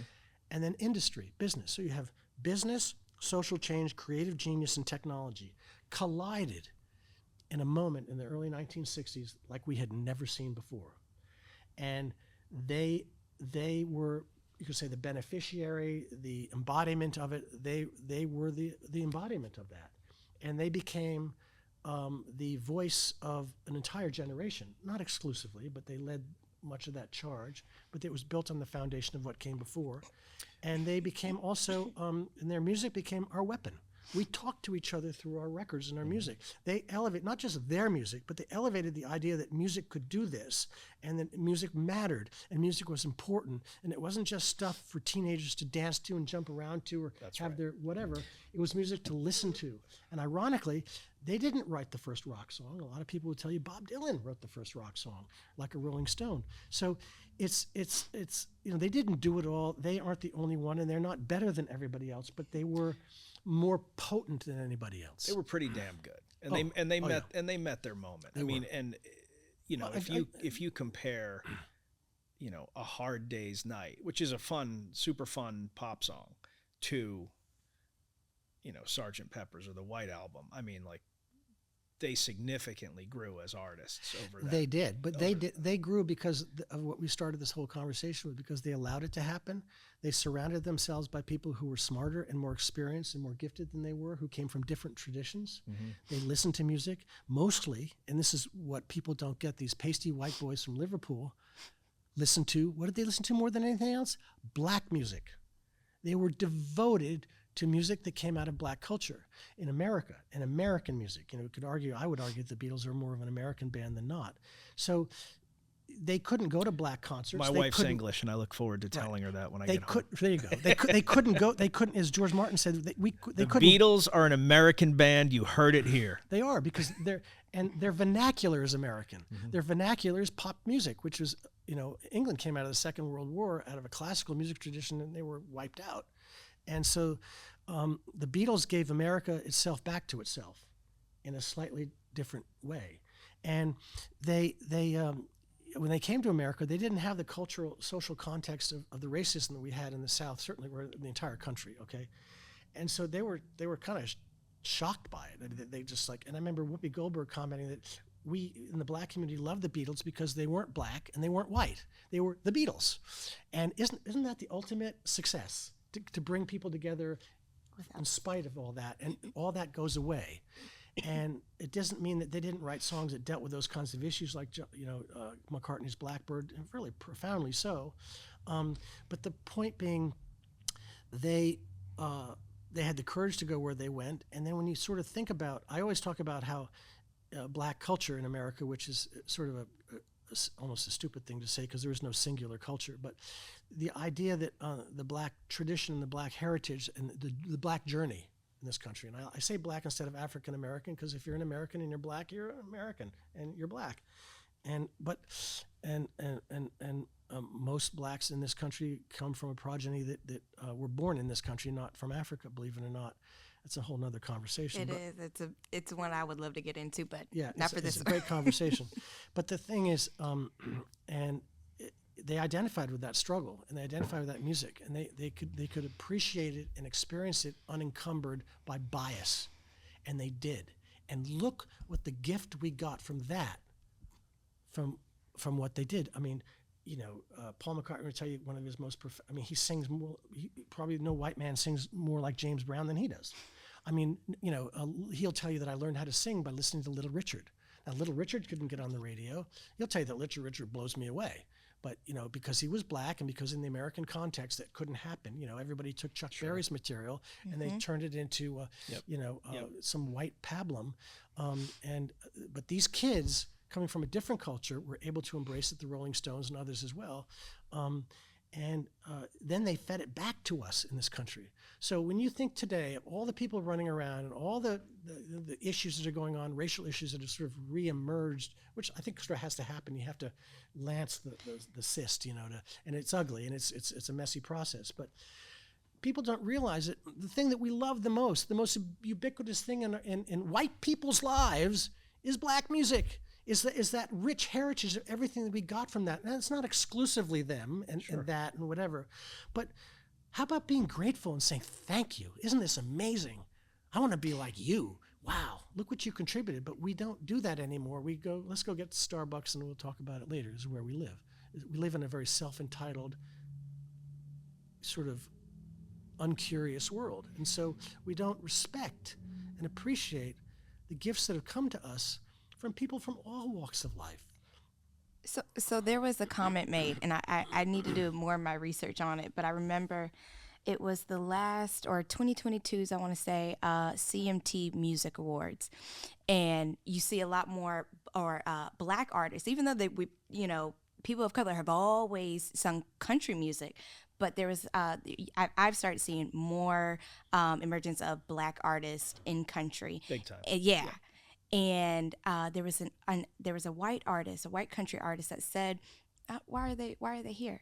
Like, you don't see us popping up at rap, or some BET Music Awards or anything Vanilla like that. Ice Why?" begs to differ, madam. Well, there we go, and I do love some Vanilla Ice, but and I was kind of shocked to hear that, in this day and age. Yeah, it's insane. It's insane. And like I said, I have to. Yeah. I said earlier that I have to do more of my research. Well, it was said. Let me grab my laptop. That really, really good question, and it raises a really good issue. And I'm so sorry that people who are in a position to actually address this, wouldn't it be great if Rolling Stone magazine finally took on something and talked about something that mattered, rather than interviewing the latest pop star, talking about whatever entitlement they feel they should have or not have, which is really how most of it goes. And of course, these writers, often young writers, don't know anything about anything anyway, and so they're just writing about their opinions, and we take it as gospel truth. It came out of Rolling Stone magazine. But the first black country artist was came up at the time right after Elvis, and God, this is embarrassing. I can't remember his name. Charlie Pride. And Charlie Pride's producer, his mentor, was a guy named Cowboy Jack Clement, who I worked very closely with for some period of time. And he talked about Charlie, and he provided songs for Charlie as well. And people don't understand about country music. It's actually not a type of music. It's a format. It's a radio format. And country music draws its musical heritage from folk music. It gets most of its musical heritage from Blowing Rock or Hot Springs, North Carolina, as it does from anywhere else. And then there's the whole social context. But it was first appeared as a type of, got commercialized really on a radio station in Chicago. I think it was WSM that eventually moved to but they were trying to sell insurance. It was all about trying to sell insurance. So if you're a guy and his insurance company thought, well, let's start a radio station, build a giant tower. It's one of those powerful towers in the country. And so rather than some guy knocking on a door in Nebraska or Kansas and some guy coming out with a shotgun and shooting them, I know this is politically incorrect in this particular moment. However, that was the fear because they didn't get visitors, and then trying to sell these people life insurance or whatever people are going to know, versus showing up at the door and saying, hey, I'm from the Grand Ole Opry. Something they heard on the radio. There wasn't television. And so they came up with this concept. But country music ended up in Nashville, and it was white. The music that came up in Memphis, which is also in Tennessee, was more integrated and more black. And so it was a looser and a thing. So to give you an idea of how bad it was in the day, radio stations in Nashville wouldn't play Elvis Presley because it was too black. It was dirty, disgusting music, and it was considered unacceptable. They wouldn't play Buddy Holly, too black, too, that'll be the day, da-da-da. I mean, it's crazy when you think back. They wouldn't play, they wouldn't play the Everly Brothers, too black. Now, it's crazy. It's absolutely crazy. So Nashville is still relatively, apart from a fairly, let's be frank, racist part of the world. It's sort of buried and more hidden now, and obviously things have changed. But there was, if you were like a lot of Elvis's backup singers, and Elvis recorded in Nashville at RCA Studios a lot.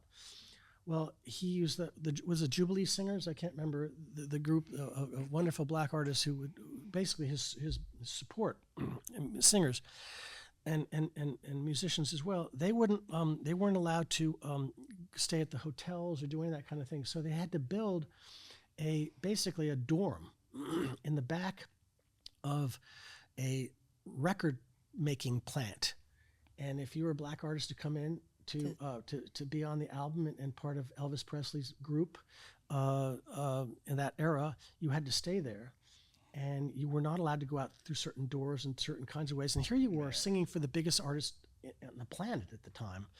So this history is really, really ugly in many respects. And country music has been the last to come around, as it were. But I think that you look at the same time on the positive side, you look at somebody like Jimmy Rogers, who was a train conductor or an engineer on the rails down in and this is an important story I want to get to, down in Mississippi. And because he rode the rails and he worked with a lot of black people, he got exposed to the blues more so than the folk music that was coming from the mountains that then fed what became country music. So he introduced an element of the black blues vernacular into country music way, way back. I mean, he's considered one of the progenitors, the grandfather of country music as we think of it today. So I was down there in Meriden, Mississippi about 10 years ago, and I wanted to go to his grave, and I was looking for people who were still alive who actually had seen the man. And his story is incredibly interesting and tragic. And I kept getting brushed off. Like, and nothing had happened. And I realized that they didn't want me to do this film about Jimmy Rogers because they were embarrassed about his relationship to the black community and the way he today, it was subtle, but I sort of picked up on it. I was down in the Mississippi Delta, and I was working with the last Mississippi blues artist who was with Robert Johnson the night he was poisoned. And he walked the streets with Robert Johnson as a kid, Honey Boy Edwards. David Honeyboy Edwards, and he was 90, and I brought him in from Chicago to come back to the old places, and the stories he told were just shocking. But I remember we went in, at my associate producer was Canadian, so he didn't have the same American context that I had. So we come into town, and we're looking for this area of This is Greenwood, Mississippi, which is actually the birthplace of the Ku Klux Klan. I mean, we were in the heart of the Mississippi Delta. And we don't quite know our way around. We're trying to find out. And this is a scouting trip. We'll bring the crew in a month or so. We sit down at this place, and these old guys in their Hawaiian shirts and whatever, they're sitting around, and white guys. And I'm talking to my producer guy, and I'm asking the people at the counter, where do I go to find this? There was a name for it, a part of town, which is where the blacks have been living for 150 years. And all of a sudden, these white guys come over to our table, and this is today. And they just pull up their chairs, and they're in their like 70s, and they're big bellies and whatever, and they sit themselves down like a bunch of good old boys, and we're sitting there going, and my Canadian assistant producer, oh hi guys, thinking whatever, and I'm like, oh Jesus, and he says, you looking for blah whatever we were looking for, across the tracks. He says, don't go across the tracks. And my Canadian producer looks at him and goes, why not? Like there's a problem. We're going to get, he goes, oh yeah, you don't want to go across the tracks. You go across the tracks, it's dangerous for you. He's like, like the black people in the black community were going to hurt us somehow. So we come out of the lunch, and I'm sweating bricks by now because I know there's something else going on here. And he said, maybe we should reconsider this. I said, yeah, we need to rethink this for sure, but what do you think we need to reconsider? He said, well, clearly we're not welcome there, and it's going to be very dangerous. I said, the problem isn't the black community. The problem are these guys. They're warning us if we go there, they're going to get us. I mean, they're telling, I don't know what they're going to do, but they're telling us not to do that. And so this idea that it's all behind us and it's all past. Now, that part of Mississippi is not on a postcard. And we don't talk about that. It doesn't show up in the news very often. But it's very ugly. And that's who we are. And we need to get a real grip at this is who we are in this country. And not that everybody's that way, but the idea that it doesn't exist at all is utter nonsense. I mean, the whole concept of woke, it's just... I have the article. White supremacist reporter Patrick Howley is upset because there were too many black people at the Country Music Awards. He says, this is country music. This is not Wakanda. This is different. This is, black people have their... Oh my God. Did he really say it's not Wakanda? Well, yeah, no, and it was so outlandish. It was like you would say, so correction, it's not a country music artist, but still a reporter. So my only response to people like that, I know, that's a special one. My only response to people like that, because it's mind bending. Mm-hmm. Is to remind myself that there's nearly 1 million people on this planet, in the Western world certainly, who believe the Earth is flat. They really do. They believe the Earth is flat. I know. And then you think, well, then all of a sudden I suddenly realized the whole Donald Trump phenomenon comes from the same place. And human beings have some weird prurient need to believe what they believe in spite of the facts. And so now we're in a world where we're running around where we're not operating from the same base of facts. My parents' generation did, and my grandparents did. If you haven't got that, you're talking about chaos. You're talking about anger. You're talking about rage. The thing that's interesting to me about his comment about country music is it's easy because, one, he's an idiot. He doesn't know what he's talking about. And he doesn't realize that country music would not exist as it does today if it wasn't for the black community. It simply would not. If it wasn't for the black experience, if it wasn't for their journey. Where do those songs and where does that music come from and connect to? It comes from the suffering and the difficulty. All good art comes from suffering. Right. All good art comes from suffering. Right. John Denver used to say, I know I've done a bad album when I'm happy. Favorite Beatle is who? Exactly. My favorite Beatle? That was the question. Right. Well, it's impossible to say. I have so much admiration for them because I think they are a collective. What they did, they each elevated the other to that. So strictly within the Beatle context, I can't answer that. I really do love the courage that George Harrison showed in being interested in taking on and using music as a vehicle, not to preach, but to address the larger issues that matter and are connected to. And you go back to things like, when somebody makes a comment like that about country music, first of all, it comes from a state of, I guess my only response to them is, are you okay? In other words, are you okay? Because clearly he's not. He's got some problems. Someone needs to sit and hold his hand, have a conversation with the poor guy. The other thing that interests me is that women don't go to this space. This is a guy thing. Women don't start wars. It's That's not true. There's a whole male Women thing. start wars. Well, Women start wars. only in the domestic. There's- only in the there's- domestic no, front. No, there's a long storied history of queens, despots starting wars. So I'm not letting women off the hook on that one. Okay. I'm big on Well, this. we're gonna choose to disagree, but for the most part, I can't help it if some, whatever testosterone gets overrun in some people. But the bottom line is that I think that what worries me is not what he said. That will never go away. Someday we're all going to be the same color. Blue-eyed people like me have only been around for 5,000 years. I used to have beautiful brown eyes like you, but somehow I had a vitamin D deficiency and I went super pale. They say it all came from one person. Yeah, well, they have genetically linked everyone with blue eyes to one descendant. Yeah, it's like my mother said, if I ever walked into the house and said I was going to be born again, she said, I'll kill you. So I went through it. I was there. You're not going to be born again. Ain't going to happen. No possibility. I thought it was pretty funny. But I think that what bothers me isn't so this exists for, it will go on for a while until we all look the same. It's funny because you talk to people in the Asian community, they go, oh, you white people look exactly the same. Well, you talk to white people, they go, oh, you Asian people look the same. It's hysterical. We all say the same thing. Every culture says the same thing. Exactly. And we define ourselves by who we're not to a large extent. So, that's innate in human. But what bothers me is that nobody is how we respond to it. It's how we respond to it. So there was an interesting study. You can change. There was an interesting study that showed you can't stand up. One of the problems with empathy is like you have to be able to have that emotional connection, which is where music is important. Right. Movies are important. But the study basically had a hand that was getting stabbed with a pin. Right? A pin was literally put like through the hand.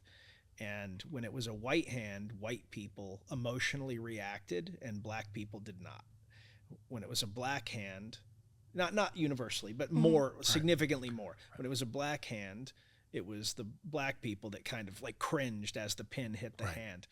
Then they showed like a purple hand and like, it's not real. No one has any reaction to it. And so when you see yourself in it, you feel it. And when you don't, you emotionally, and it's such a silly thing, but it's kind of at the basis of where until you have like an emotional connection to a person, to a community, to whatever, it's easy, to have negative stereotypes or beliefs or whatever. Right.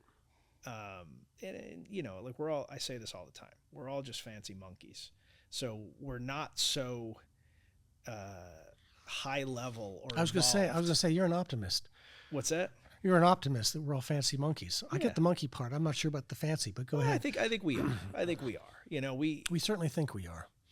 We figured out that if you cook meat, you can digest it better, which allows us to have 25% of all of our energy go to our brains. And we're the only creature that can do that, which is how we've evolved to be able to do all of the things that we can do while our physical form is by far the weakest. I mean, you're not going to beat a deer in a fist fight, but we eat deer,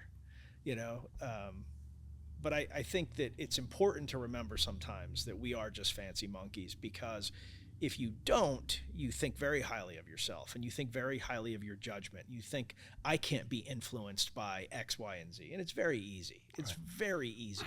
If you're in a group of people, and we've all been here, right? I don't know all of your politics, but you've been in a room of people where you don't agree with those people, but they start saying stuff and you're reticent to go against it. Right? You're reticent to really jump in there and be like, because you don't know what the results might be. Right. But this is right. But that wears on you over time. It does. If you're in that room for a month, it makes you 2 angry. months. It makes you angry. And you think your anger is directed towards somebody else, but it actually should be directed toward yourself. And you need to step up and do better.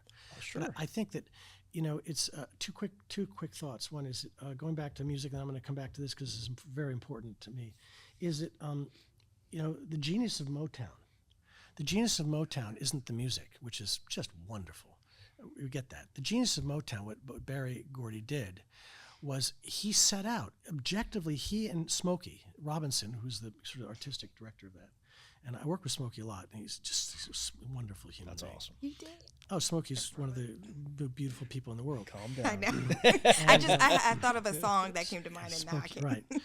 The miracles is the word. But Smokey, and people don't always connect Smokey to Motown the way they should, how important he was to Barry. But Barry and Smokey set out recognizing the whole situation for their race in American culture to create a musical platform for black artists. And in order to do that, the only audience that mattered was the white audience, not the black audience. They knew they were going to get the black audience. So let's create music for white kids because the adults aren't going to buy into this. And then this technology we're talking about, and this technology that had come on board called the transistor radio. So as George Martin said, what we were doing in London at Abbey Road Studios was very different, and we were trying to achieve something very different than what Motown was trying to do, although Motown profoundly influenced the Beatles musically. But Barry, they'd take a master tape of what they thought they were done in production, and they would take it out, and they had rigged up this a car stereo, and they would play the recording that they had just recorded through a car stereo, and if it didn't sound good in the car stereo, then they would have to change the mix or whatever, as opposed to trying to get the best sonic sound. They wanted to get something that sounded. That's brilliant. And of course, you listen to a record on a car stereo, there's no bass. Transistor radio doesn't have any bass, so all that great bass playing by what's his name? His name escapes me. One of the great bass players. It's very hard to hear in the Motown stuff. But he didn't realize trying to realize, and so white kids could hear this black music. Talk about a bridge of empathy. I listen to Marvin Gaye, and it unravels me. It unravels me. And I looked at, is there any black artists out there today who's even remotely in that? Stevie Wonder, Diana Ross. I mean, eminence. I mean, I recently saw up here at, was it CPAC, whatever it's called? Gladys Knight came into town. I went to see Gladys, and I wept. I mean, she's a master artist. There's nothing the Beatles had over her on some level. And everybody needs to listen to her because she has something to say, and it matters. And it's not only incredibly entertaining, and she's a master artist, but it's very nourishing. And all of a sudden, all the differences go away when you're in that context. And this is what Whoopi said about the Beatles. They made the fact that I was black go away for a while. And I didn't think of them as white. I just thought them of the Beatles. Artist. It's the Beatles. And then, getting back to this thing about, you were talking about, I can't remember what we were talking about, but We're talking about the racism right. inherent in right, and sort of connecting small ourselves. town in Mississippi as an example. Right. I think that I'm very obsessed about right now, what scares me when I wake up in the morning, when I think about the world today, and I think about my work as a creative person. How can I contribute? How can I make a difference? And to a large extent, my book tries to reflect that. Not that I set out to do that as sort of some kind of a agenda, because who wants that? But it's innate in me, and that goes back to this question, which it shows up for me more and more. What scares me? What keeps me up at night? It's that we're not. We don't have our hand on the tiller. We're not paying attention. We're fighting unnecessary, prurient, juvenile, stupid, ignorant, intellectually vacuous battles, and they're not helpful. Yeah, I agree. And what we need to be focused on are the big issues. I mean, there's a war in Ukraine that's going on right now that could completely unravel the Western world. Absolutely. It could. We have a global warming problem on this planet that is profoundly extreme and accelerating at a pace that's happening decades faster than we imagined it would. We've created a technology called AI that we have absolutely no capacity to manage. Yeah, no control. It's no idea what it's going to affect. How easily are we? There's nothing Stephen King has ever written about that could terrorize you more than where AI could go. And in the hands of the wrong person, it could absolutely wipe out this planet. Absolutely. And I think that wipe out mankind. Right. Not this planet. The planet will be fine. Right. Clearly, we don't care about the planet, but the point is, it's not a question of us. It's a question of whether we take everything with us. But I think that this is what we need to focus on, and we're only going to succeed at this stuff if we do it together. So you get that guy about country music, man, it's like, my God, is that the best you got? Is that really the best you've got? Yeah, because really, if you take a step back, who cares? Who cares? Who cares? First of all, who cares what you think? Yeah. Because it comes from a place of complete. But what I look at a person like that and I go, we don't stand a chance. If this is our thinking and this is what we're focused on, and this, that, and the next thing, whether it's self-entitlement or whether I want mine before you get yours or whatever, however we position this in terms of the world we live in, and politics drives it, and the current political climate is disgusting, and it doesn't work. And of course, then everyone's like, oh, what are we going to do? We need answers from the political class. No, the political class has never really given us answers. They've just codified what the creative community the people decide. The people apply pressure, Right. and the politicians just concede to whatever will get them elected. So my question, they don't provide my question to leadership. you is that the people who are voting for the people that seem to be rising to the top here, the Taylor Greens or whatever, and I don't mean to be whatever, if that's who we are, because that is who we are, not all of us, but you can't say we're not that. We are that. So we need to acknowledge that with some humility and go, wow, how's this working out for us? Well, how is this going to work out in terms of how's that going to help us solve global climate change, the crisis, the lack of water? It's very interesting because there are fewer, as a percentage of the population, there are now fewer Republicans and Democrats than there ever really have been. Right. The middle is getting bigger and bigger. Right. The problem with the middle is there isn't leadership for the middle. And until, and who votes in primaries, right? For the most part, the people that vote in primaries The fringe. are the fringe, because everybody else is busy with their lives. Right. Like what we need is we need more reasonable people. Like I say this all the time. I would rather randomly choose small business owners to enter Congress, like truly, I don't even care what party they're in. For just a few years. It should be not a career. It's not a career. It's just public service. Randomly choose Right. small business owners and drop them in Congress. Randomly choose, like a percentage of scientists. Randomly choose some teachers. Professions where people are really doing work, and drop them into Congress than do what we're doing now. Right. Because you and I don't know each other very well, but I feel strongly that if I said, hey, it is your responsibility for the next 2 years to do what is best for the country, I believe you would try. Well, it's interesting you say that, because I think, do you walk around every day saying I'm a Republican or I'm a Democrat? No. I don't. Do you walk into a store and go, oh, is this store owner a Republican or Democrat? No. I simply don't self-identify that way. I'm an American. Mm-hmm. And even more than that, I'm a person on this planet. And I come from the most privileged, self-entitled, and well-earned, not personally, but we've gotten to where we've gotten, person on this planet. You can't get more self-entitled than you and I are. We simply are. Yep. And so I think, where does that leave us? And I think that we completely are missing the boat. We're not addressing, let's make it practical so people can understand this. Las Vegas is the fastest growing city in the United States. There's no water. Lake Mead is drying up. I know. There's no water. Do you know that the Colorado River doesn't even get to the ocean anymore? It dries up before it gets there. That's pathetic. One of the great rivers on the planet. And yet we're still building like cuckoo for Cocoa Puffs out there.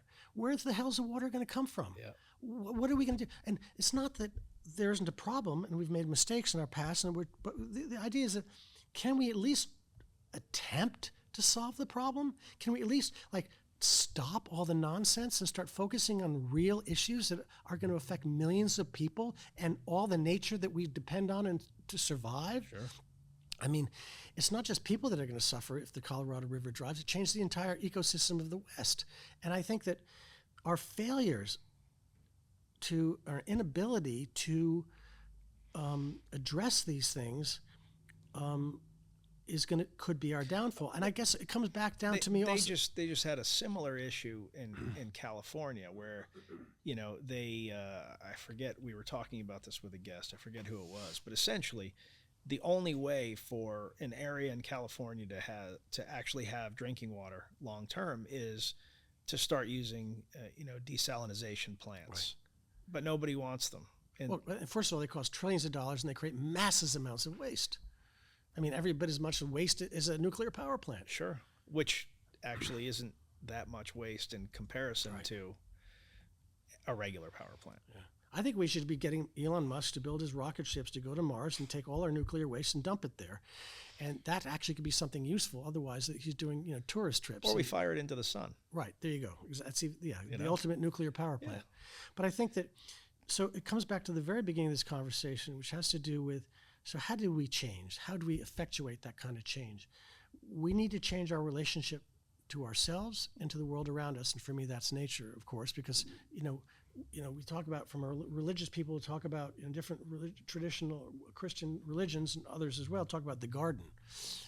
We're in the garden. We're in it. This is the garden. It isn't somewhere else. There isn't some weird spiritual place. It's been given to us. The gift of God, or whatever you want to talk about, this planet is the gift. So the question is, it's not about what something's going to do to us or happen to us, or we need to believe harder or need to believe more. We need to change the way we think. And of course, changing the way you think is affected by what you feel. And what's the strongest way to reach people in terms of how they feel? Read your book, listen to a song, and so the contribution that the creative community makes, the writers and people like that, that's the foundation from which everything else comes. So if we're eating nothing but fast food, or eating really bad things, we're going to turn out a certain way. Yep. If we're eating healthy food that can be delicious both and wonderful, that's something else. So if you're listening to entertainment and watching entertainment, or listening to music, or hearing things in your ears, or watching stuff on television that's, it may be cool watching people get bludgeoned to death and heads getting chopped off. I mean, to me, all that horror stuff, a lot of it, to me, that's pornographic. I mean, that's who we are, and that's who we're going to become, and that's what we're going to support. And if that's the direction we're going in, it's over. It's interesting that you bring that up, because I look at like the John Wick franchise, and I enjoyed the first one. I knew it was over the top violent, but the first one, it was a guy and his dog, and he's dealing with the loss of his wife, and it had a plot, it had characters. And the violence was comical almost. The violence was comical. But by the time we got to John Wick 4, it was 3 hours of him just murdering people. And what is that? And there was no plot. None. And what is that? I mean, what is that? What is, and it becomes, I think it's in Asia now, it's like the biggest movie. It's a huge, $700 million. It's huge. And listen, I really like Keanu Reeves. I'm a fan, and I wanted it to be, but I felt like, the first one had a great little plot. The second one, we were still there. Third one really dropped off, and then the fourth one was it was essentially like a violence opera. But I think more and more movies are like that, where you look at it with, there is no plot, there is no emotional human connection. Right. People kill people as there's a joke. It's everything's a joke. There's no gravitas to the moment. Maybe Putin's been watching a lot of those movies. Maybe he has.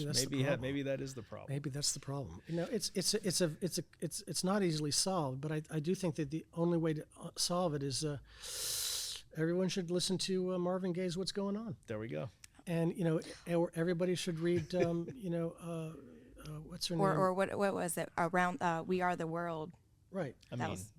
Which was Harry. People don't realize We Are the World. I grew up during that, and even then it was cheesy, right? Yeah, but it was. But the fact that you get these artists together with their egos. No, it was cool. The thing that people don't appreciate it was Harry Belafonte's idea. Oh, it was Harry Belafonte who effectuated that.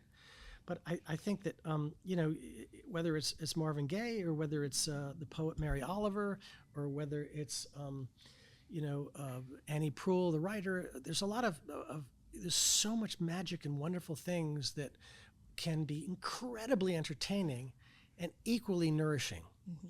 And our choice, and and enlightening, it can take you there. I mean, do you want to listen? I mean, Paul McCartney's "Let It Be." Mm-hmm. Wow. The universal through the particular, extraordinary. That was great. I mean, you pick a song like a love song. That's one of my favorite Beatles songs. It's a great song. It's a great song. And most people don't have any idea what the song's about, which is fine because it serves a macro purpose. But the point being, it's available to us. And there was a time in which we honored this kind of work. And I mean, Robert Frost made this great line. He said, a poem, someone asked him what's a poem? He said, a poem should begin in delight and end in wisdom. We can do that with our entertainment and our art, but we end up with John Wick. You just got a little chirp from Kelsey, so Is that good? I've actually been writing down some of your quotes that you've said throughout. I heard like a chirp. Okay, a chirp. Chelsea, would you sing us a song? Oh, at the end. Okay, at the good. end. I'm Trust looking me, forward I'm to that. Okay. you're cycling gonna, through you're all gonna, the songs. You're going to sing for us the today? 15-second. Yeah. You're going to sing for us? All right. I'm sort of thinking a duet here. Now, we've got. I love that. What's that? I'm sort of thinking a duet here. Between the two of you? That's Because a great idea. they do it all the time. Yeah, we do it all the time. It's a boys' but we club, only, so they won't let me in. Did you just say? You and I sang together on the way to. You're lying so But much today. as soon as we get back around Nick, Nick, You it's haven't tried to sing with me since. that's because I know I blow you out of the water.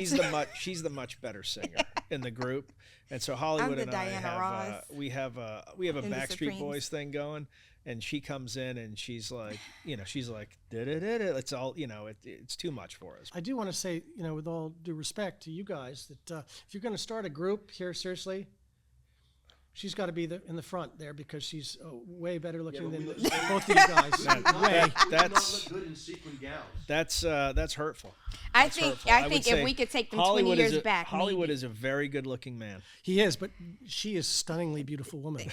And This is your favorite. Is this your favorite show that we've done? you cannot because I know compete. the focal point is.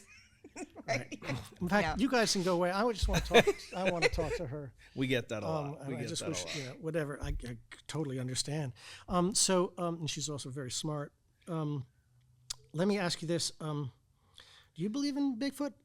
I do not. I mean, I believe that I at do. some point there was a creature similar to that, throughout but I'm talking about like over evolution, but no, I don't think that there is a current Sasquatch. I running around do. in the woods. I do believe in this. Sorry, See what I'm saying? but I believe in conspiracies a lot more. Would you like to come sit over here? I think this is really helpful. Okay, so my book, go. I don't know what you want, what I can talk about, or what Talk questions about whatever have. you want. Oh God, I wouldn't even know where to begin. You're a writer. What made you want to start writing your book? I didn't. I mean, I didn't sit down with some ambition to write this book, and I didn't sit down with an ambition to write the book about what I wrote about. I couldn't help myself. It came from purely from a space of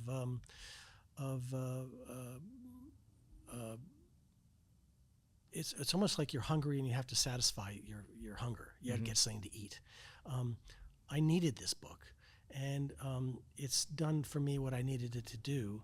Looking at it now, based on having shared it with others, I think the response has been this book deserves a life, and so I'm excited about giving it a life. And because what's the premise of the book? If you don't want to get into it, that's okay. right, the book is called Susquet, which is why I asked you that question earlier. So I really set myself up for failure. Perfectly. No, absolutely. No, but you actually didn't, because people say, is this book about Bigfoot or Sasquatch? The answer is fundamentally yes and fundamentally no.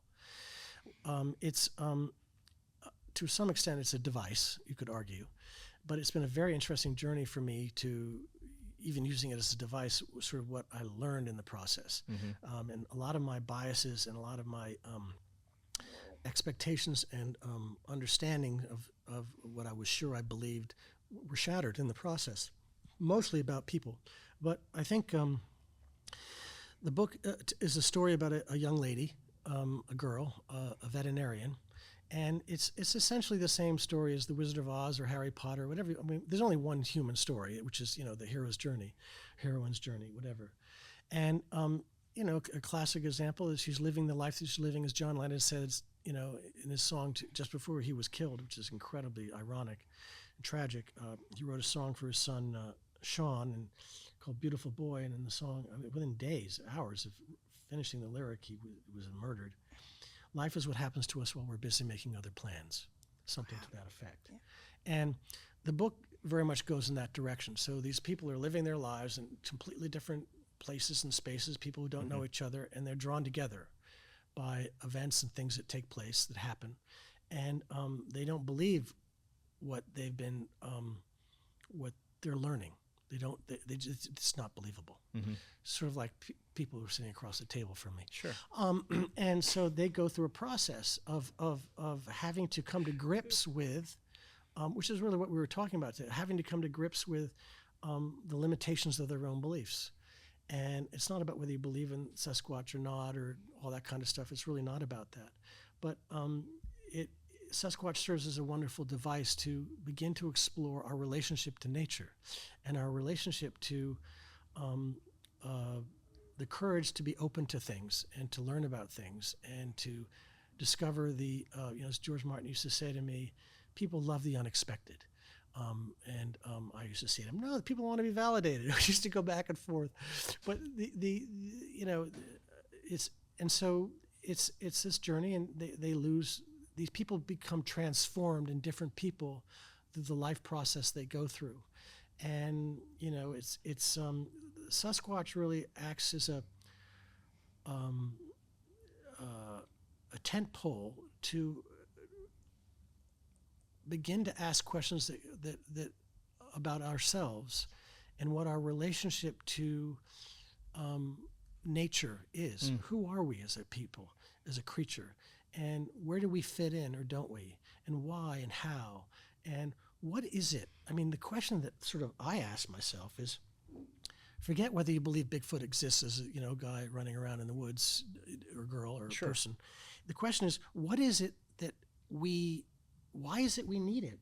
We need Sasquatch and Bigfoot to exist. We clearly do. It's a global phenomenon. Millions of people believe this and want to believe this. And in spite of whatever evidence is or isn't there, they simply are fixated on, they want this. So what is that?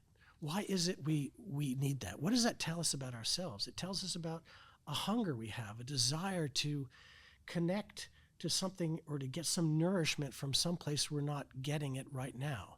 This thing that is on some level a reflection of us but is not us, and maybe is it a better reflection of us or that part of us that we've lost contact with that we wish we had, and the whole nature thing and whatever. So it does explore that to some extent, and I'm not going to give away the plot and how that all breaks out, but it's not one of these sort of silly, let's go hunting for Sasquatch. It's not what it's about. In fact, the title is the actual original Indian word for this thing. Very cool. And I wanted to use that because to demonstrate on some level subliminally for people that it's not just pop culture, American pop culture, and the word Bigfoot didn't exist until the 1950s, the late 50s. It came out of a newspaper article.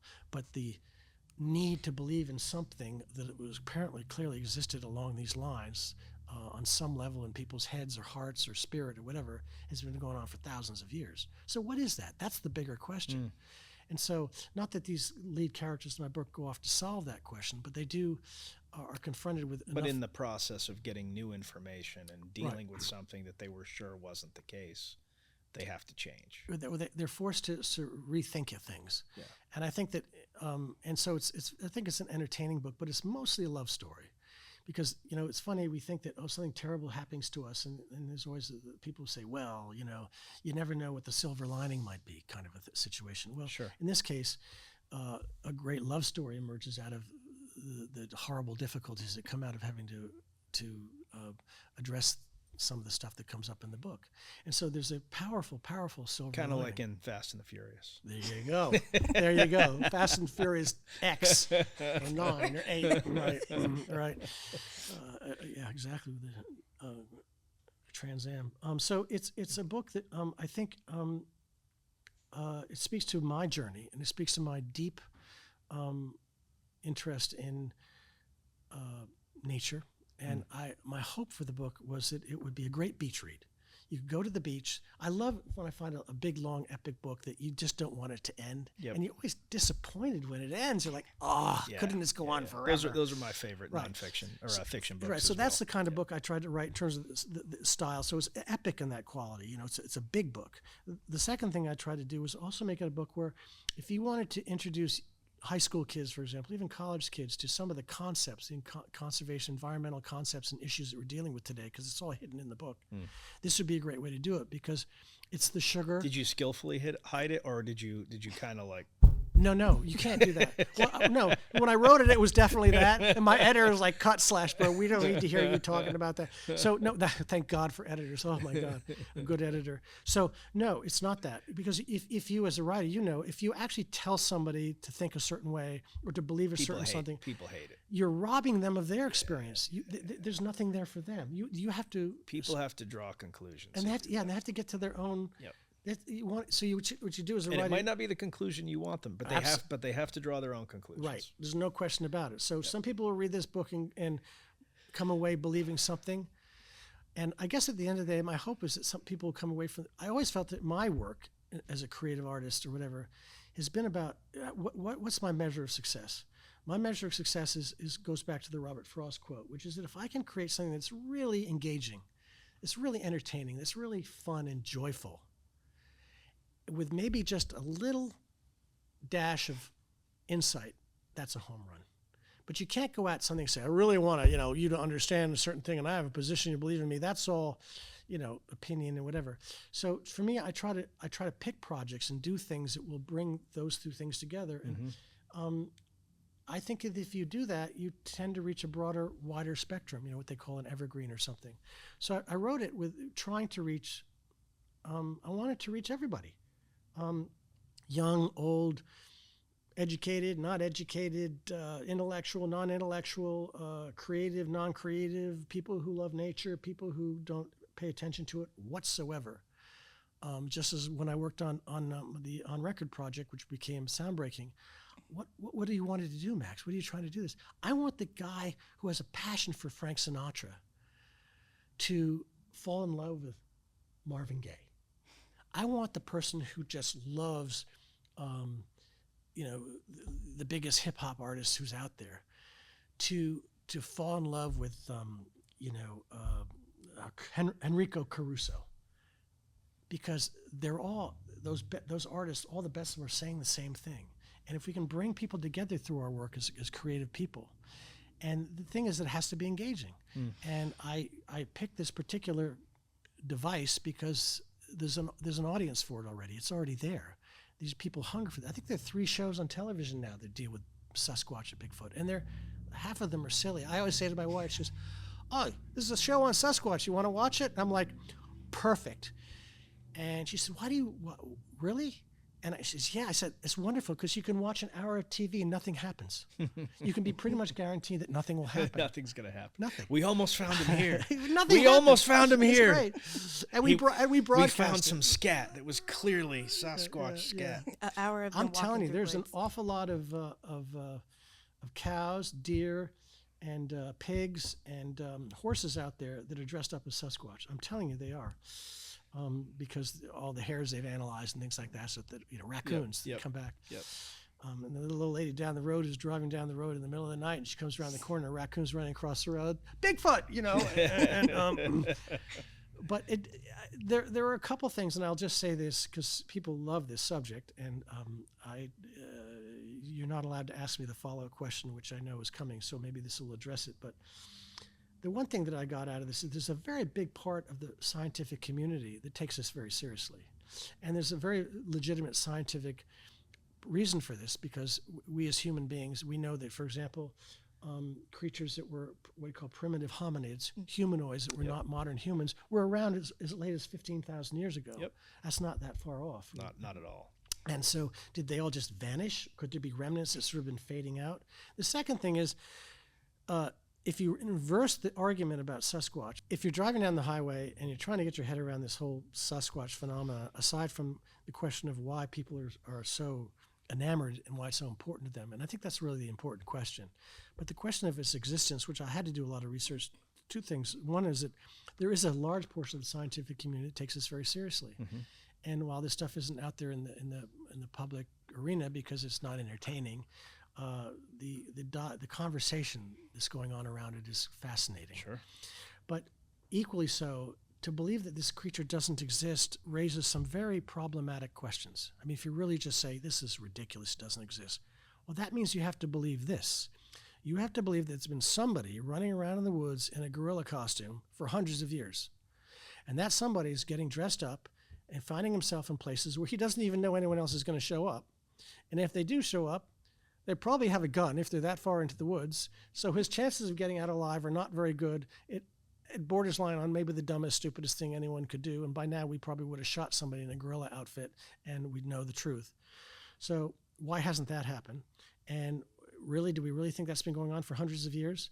The second thing is you'd have to believe there's a conspiracy, and a conspiracy on a scale that would cost billions of dollars to perpetuate over hundreds of years. And it's never, how good are we at keeping secrets? We're not. Look at our government. So the inverse about all because there's insane amount of evidence. I mean, you can't say, well, there's no evidence for this creature. There is. I mean, in Russia, they claim to have captured one. They had medical doctors analyze it. There's the story in the Pacific Northwest of the railroad crew in the 1880s. So these things, I was very convinced that I'm using this as a device and this complete nonsense. By the time I got to the end of the book, I went, I had enough humility to go, I need to just shut up. I don't know what I'm talking about. And it's fascinating. The idea there's a 7 or 8 foot creature tromping around in the Pacific Northwest. I've seen them on the subways in New York, so I don't see why they can't possibly be out there. But hairy. And so the inverse, when you try to disprove it, it becomes even more problematic than trying to prove it. So I don't know what this means. I think it says a lot about ourselves. And I think what I've tried to do is allow this question, the bigger question, to make us reevaluate our relationship to nature and the way we feel about nature and the way we think about nature and so much that we take for granted, and that our beliefs are so rock solid a certain kind of way that we're not able to actually address what we want to address. We want to have a life and live on a good planet and have clean water. We're very close to not having that. The book is really challenging us to take a look at our, in a very entertaining, sort of wonderful way, look at ourselves. And it was very important for me that the lead character be a woman. It's really principally a woman's journey. And how her relationship to the problem that she's confronted with changes her perspective and changes her relationship to. How hard was that? Extremely. It's hard to write women, especially in the the sexier scenes. It's like there's a guy's perspective and then there's a girl's perspective, and I love the challenge. But I come from a family of very strong women, and my wife is a very rock solid, strong, grounded, down to earth woman. Mm-hmm. All the things I'm not. What can I say? But she's and so my mother and my grandparents, and I grew up in a very powerful matriarchy. So I've always been very well, the best compliment anyone ever paid me was when my wife said to me, "You know what makes you so great, Max? You're really one of the girls." So that's a compliment. That's the best compliment I've ever gotten. It really is. You know what? Even still, though, I got put on a project. Not put on. I was asked by a woman that I really respect to write some of her stories.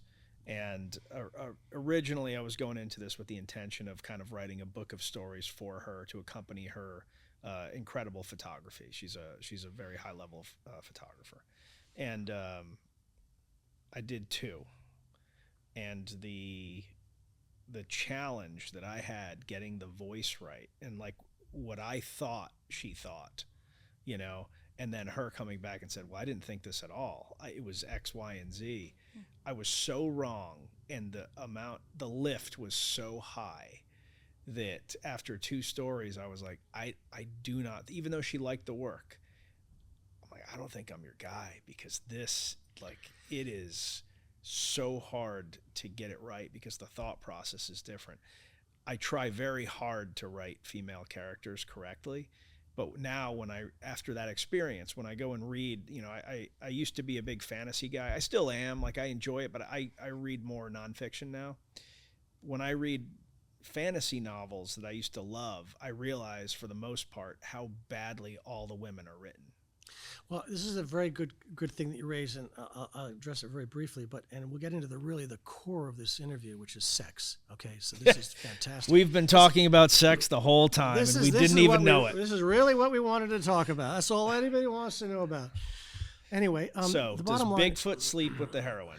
No, but if you go onto Amazon, let's cut right to the romance it. If you go story. on Amazon and type in Bigfoot, but after you get through the first 30 whatever the products or titles or whatever they're selling, there's a whole industry of Bigfoot porn. I'm sure there is. And it's truly magnificent. Nothing it's doesn't shock me. Nothing surprises me absolute anymore. Like, wow, you think we don't stand a chance. But I think that this moment's like that. But I think that for me, a couple of things I did because I was concerned about that. And I certainly can relate to my matriarchal sort of rearing. Most of my readers were women. They had to be. And if something didn't ring true, and these were not people who were going to validate Max. These were people who were looking at this going, do I believe this character? Do I like this character? Yeah. And I have this one particularly very intimate scene where my lead character and the lead guy are making love. Well, there's what men and women want in a sexual relationship are actually not the same. And it's quite different, and we can get into what that is. But one gears more toward outcomes, and the other's more toward intimacy. And so, I had to work a long time. It's only 3 pages, a long time to get it right, and to literally just it's really mostly her experience and how she relates to it, and to make sure that because power is very involved in sex and sexual relationships, and a sexual experience for a woman that empowers her. What people want to get out of sex is what they want to get out of sex, not what the other person's getting. So I think that it was quite a challenge, and my editor worked very hard with me, and she too is a woman, and she get to the book. She goes, Max, that chapter you wrote, she could read the. She goes, you veered off into a completely different genre of writing. So you're now writing a soft-core porn thing from a man's perspective. I'm like, oops. So we had to go back and rebuild My bad. Yeah, so it was very challenging, but I don't know if I succeeded, except that the women who have been my readers and my editor haven't raised that as an issue. They feel that the character is authentic and real. Well, good for you, because that's not. But I had to base her on real people. Yep. In other words, she's not somebody in my head. You don't. This is the other thing about writing for me. People say, and I really would like to share this one thought, which is that the difference in fiction and nonfiction. From a writer's perspective, there is no difference, I think. If you're a writer and you're writing about stuff you know nothing about, if you're writing about stuff that simply you make up, like I'm going to write about going to Zimbabwe, and I've never been to Zimbabwe, I know nothing about Zimbabwe. You come across as an idiot. Yeah. And the reader will get that right away. So every location, because this book could be a travel log, frankly. That's right. I take you to Russia, I take you to New Zealand. I've been to all those places. Mm-hmm. And when I was writing the book, if I hadn't been to a place and I wanted to write about an area, I got on an airplane and went out there for 2 or 3 weeks. And so you got to feel for the people, the taste and the flavor. You have to. And the same thing with people. You can't there's no character that you create as a fiction writer that came out of your head. That you don't pull from other or pieces from people you've known or met or moments. The novel that I've played around with takes place in essentially a fictional land. But even then, when I'm writing about a desert environment, I'm thinking of a desert that I was in. I'm writing a real place, but it's becoming this fictional place. Right. Even right, exactly. But even for example, with I have some characters in my book who are real people. Margaret Mead being one of them. Well, I knew Margaret Mead. My mother worked with Margaret Mead for 30 years, and she was like a grandmother to me on some level. And I remember as a little boy, and I remember growing up and talking to her, and she was amazing. So I know how she talks. I know how she thinks. I know how she speaks. And I'm able to drive that into the book authentically, as opposed to some, character that, So even with characters who are real, I try to stick to characters who, to the degree to which I could, because there's some historical characters in the book who I had a relationship with, so that I could bring a quality to them that was very authentic. Because I think that's the end of the day. Your credibility is built on, are you writing about something that you're just making up in your head because you just have some idea of some story you want to tell, or does this come from an authentic, experiential place? People think that fiction is less work. It is more work. Oh, way harder than nonfiction. Oh, my God. So Nick, you said something earlier. It was that you didn't know if you wrote her the correct way or that you weren't the guy for it. But is that? I mean, is there a correct way to write? The opposite sex? Because I had that or not a challenge, but I had that as a writing prompt. We had to in college, I had this one writing course, and we had to write in the opposite sex voice. I found it very fun, but I also didn't know what I was talking about. I always thought it would maybe be cool to be a guy for a day, but I don't know the mind really. I see my guy friends, and that's when I started really getting, diving more into conversations with them and hearing the way that they talk and with one another and their thought perspective. But I don't really know if there's a correct way. Like I could probably point out like, I wouldn't. I'm sorry. No, it's okay. I wouldn't say this or I wouldn't say that. But at the end of the day, we're also so individual. We're a collective to an extent, but we're so individual. I don't know if there's a correct way to write. I think it's very obvious. I don't think there's a correct way because, right, women are different, men are different, like individuals are different, but I know a wrong way when I see it. Right. It's like pornography. You can't define it, but you know it when you see it. I couldn't agree with you more. There is no right way. And the magic is that human beings are men, male and female. Men have feminine energy in them and women have masculine energy in them. Sure. It's a scientific fact. But I do think that, and we get caught up in stereotypes, which are not always helpful. But I do think that there's men experience the world differently from women, excuse me. And I think that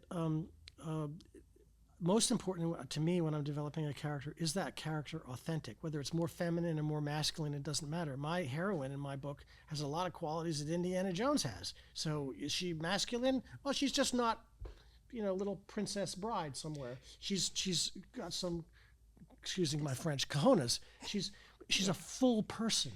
And so as a writer, what you want to develop and what matters most is the characters you create are full people. But there is a quality that you have to be sensitized to that I'm not speaking strictly from Max's voice, because I am a man, and I'm speaking from someone who fundamentally has a different worldview, not politically or issue-wise, but in terms of their perceptions. Women perceive things differently, and they experience life a little bit differently. But I think the mistake people make, unless it's a comedy or something, is you don't want to overstate it. It's subtle. It's a subtle thing, and it's sort of that. It's the voice. It's the quality of that. But that doesn't mean that a woman can't be strong. It doesn't mean that a man can't be very, have a lot of feminine energy if they're a man. So there is absolutely no right or wrong, but I think maybe that exercise you were doing, which is an interesting one to undertake, which is what is the difference in the voices and how would you articulate that as a writer? It's a challenge. Let's get them. Yep.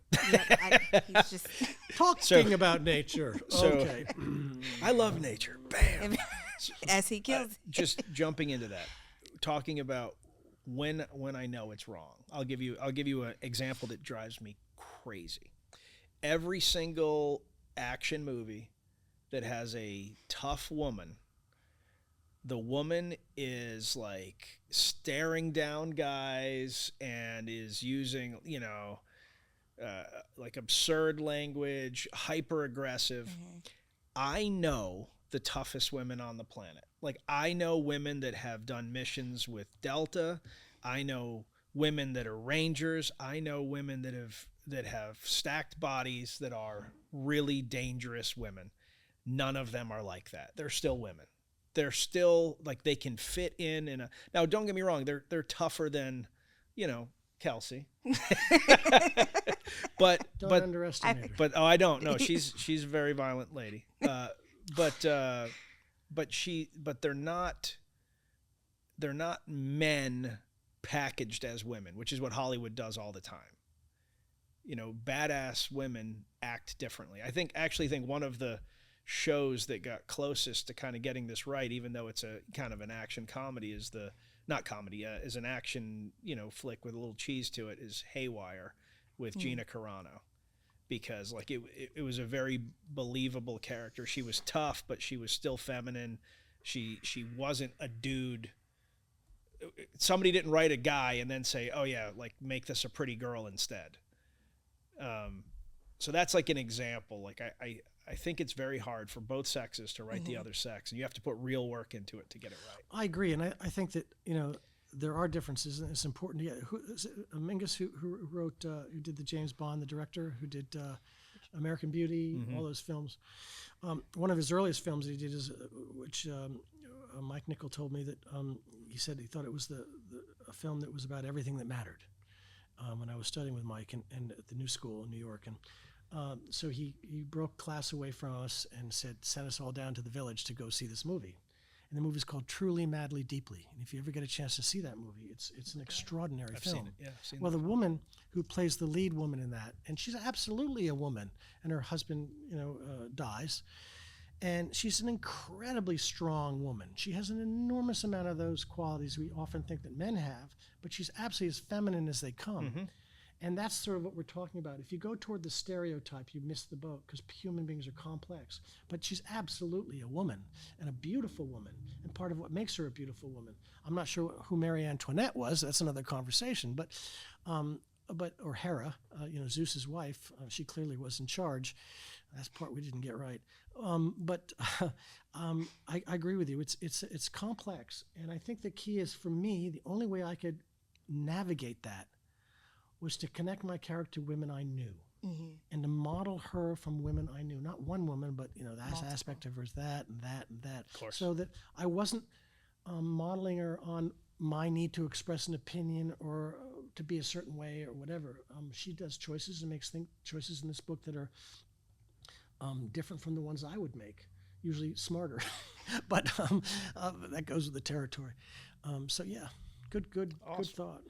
It may not look like it with this unflattering lighting in here, but I can tell you that under all these shadows in my blazer lies one of the most toned bodies you've ever seen. Picture Hemsworth meets Schwarzenegger. That's what I've got going on over here. I won't show you guys because I don't want to damage any of the cameras, and I have to hide my power levels. Some people may think I got this way because of my expert dieting like Jared from Subway, or my hard work and dedication, but in truth, it was Sunga Life. Sunga Life is without a doubt the most comfortable exercise attire I've ever tried on. I feel free and uninhibited in everything they sell. Yes, even their bikinis. This veteran-owned company makes me feel comfortable enough in my body to go hard in the gym, so hard that I make all the 20-nothings around me cry just from my sheer aura. Not only are they great for the gym, but they also have great board shorts for the beach, pool, or backyard sprinkler systems. Visit sungalife.com. That's SUNGA life.com. Well, at this point, we are about to do our rapid fire question round. But before I do that, is there anything that you wish I had asked you that I have not asked you? I can't think of anything. I haven't talked this long and this much since whatever. All right. It's been a great interview. All right. The way these work is if you take more than 10 seconds to answer, Kelsey starts getting very threatening. Okay. Throw hot grits, hot coffee. Okay. I don't have to pull the first one out of the hat because I always ask the same question. What is the toughest animal that you think you could defeat in hand-to-hand combat? The toughest animal I think I could defeat in hand-to-hand combat would be myself. Okay. I thought All you were that going was to say deep. Sasquatch. There were levels to that. I thought he was going to say. thought I would have sold the book there also. Biggest. Did you ask me an animal that I could defeat, or animal that would cause me to defeat? I still would have. lose my bowels. I'm the consummate marketer, so I would have brought it back. I would have been like Sasquatch all the way. Biggest mistake you made early in your career? Letting my ego dominate my choices. That's a good one. Last time you screamed at the top of your lungs? Haven't we been doing any screaming here? No. Shoot. It's been a non-screaming. Last time I screamed at the top of my lungs. That's not a space I generally inhabit, so it's been years. I can put it that way. All right. What's something that doesn't exist that you wish did? Sasquatch.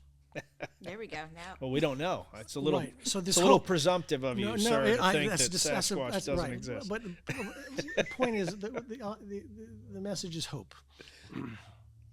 Do you have a secret talent? Yes. Are you willing to share it with us? Sure. I don't know how secret it is, but I think I have a lot of secret talents. They're so secret that nobody wants to know about them, and nobody knows about them, which then begs the question, are they talents? But I love to cook. I find food very, very, I love to make food for people and give them that feeling of safety and quality, so cooking. Awesome. It's a good Italian answer right there. And Italian food at that. If I have to cook a type of food, it'll almost default to Italian. What dumb thing did you believe for a very long time? That I was special. What's your weapon of choice in the apocalypse? I don't know whether I should say you or gummies, but something along those lines. If it's the apocalypse, it's. What movie sequel do you wish you could erase from history? Oh God, there's so many. My God, the list goes on and on. Well, you could pick John Wick 2, 3, and 4 right off the top. That's a modern, contemporary one. But you could pick some older films that. This is the bottom line. You can't, if it's a really good film. I think most of the second, third, and fourth versions of, for example, Indiana Jones, I know they're coming out with the fifth or sixth now, fingers crossed, but you can't reheat a souffle. Mm-hmm. You can't. And so, I find it so disappointing. Write that down. You can't reheat a souffle. You can't, when the creative community comes up with a sequel, that says to me that they're bankrupt. And it's pathetic because there's so many good ideas. Yep. There's so many good artists out there who have great creative visions and ideas that we need to nurture and support and bring forward. And the fact that you can come up with another sequel, I mean, they do this with TV shows. They rebooted Starsky and Hutch. It was a bad show to begin with, and that's it. That's all you got. Yeah, it's terrible concept. Or when they remake a movie. I cannot stand when they remake a classic. Did we need a second Point Break? I don't think. No. I don't think when I saw the original, and I had never even seen the second or the remake, but I was like, and I think it's been redone twice. Just once. Done once. Yeah.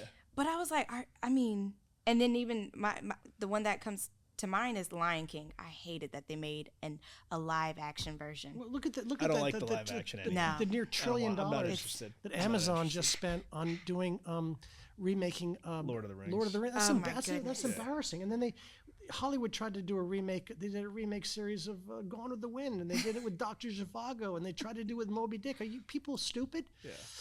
And if you have no more creative ballast than that, and then you're in the wrong business. Yep.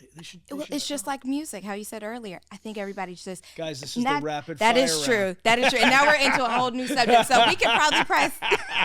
I will end recording. There is one question you didn't ask me, which you need to ask me, is will there ever be another Beatles? I'll let you do that in a minute. Go ahead. Will there be another Beatles? No. Okay. Do you drive in the left lane? Here we go. If so, do you move over to let people pass you when they pull behind you? I'm not a big believer in lanes to start with, so to me, it's a very discretionary choice and decision based on where I'm driving, what road I am. But generally speaking, if somebody's coming up behind me and wants to pass me, I get out of their way. What has been your favorite age so far? I don't have one. I would say that my favorite age, if I could have all the wisdom and intelligence and learning that I have now, but go back to be the age that I was physically, somewhere in this sort of 17 to 22 age group. Yes, rock on.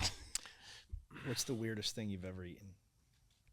Intentionally or unintentionally? When you go swimming, weird stuff gets into your mouth. Doesn't matter. You tell me. The weirdest thing I've probably ever eaten is, God, my mother, did all our cooking in France, and she used to serve us all kinds of weird organ meats. I mean, for me, the weirdest thing I've ever eaten maybe could be, you could just call it sweetbreads, which is calf's brains, or a cow's tongue. I mean, a cow's tongue is disgusting because you can feel the taste buds. Feel it. Yeah. It's like gross. Yeah, let's have a cow's tongue sandwich. Okay, I'm done. Final one. What is the most useless word? There's so many useless words, and I'm very gifted at using them as often as I can. Kelsey's gonna start counting down. It's 2 words for me. All right, try harder. It's the dumbest thing you can say to somebody. All right. There is one we did miss, and I feel like we have to do it. You can ask it. Okay. You ask it. I'll give you this one. Name your favorite song from any genre, Oh, yeah, we do have to ask this one. and you have to sing 15 seconds of it. I feel like I know who you're going to pull from, but I'm really going to disappoint you here. I don't have a favorite song. Okay. I don't have a favorite What's your movie. go-to karaoke song? there we go. That Yeah. If you got me, I would have to be blind drunk for you to get me into a karaoke. I will not do karaoke for all kinds of But if reasons. you were blind drunk, Feelings of love. Or it could be Honey. Remember the song Honey by Bobby see the Goldsboro? tree how big it's grown. but Yeah, it's exactly. been I mean, too long. if you're going to go karaoke, you Give, got to give go us karaoke. give us Yep. 10 seconds of any song. Seriously, guys, this is ugly. Give us 10 seconds don't of your wanna be- give us you 10 don't wanna seconds be of the your only favorite type of Beatles person song. I that say my We'll favorite make it song, easy. but the song that probably speaks mostly to me, my personality, who I am. If I only had a brain, I would while away the widow. Da da da da da da da. If I only had a brain. Do do do do do do. Dum Awesome. da dum da dum da dum da dum. I mean, that's like Awesome. that's me. there we go. I keep asking for that. Well, thank you so much for being on the show, folks. This has been Max Langstaff, director, writer, songwriter, And man not of many iconic. talents, and soon published author of a book about Sasquatch. Thank you so much for being on. Thank you. Thank you for having me. Thank you for the indulgence. And God knows what this will do for your ratings, but it was fun for me.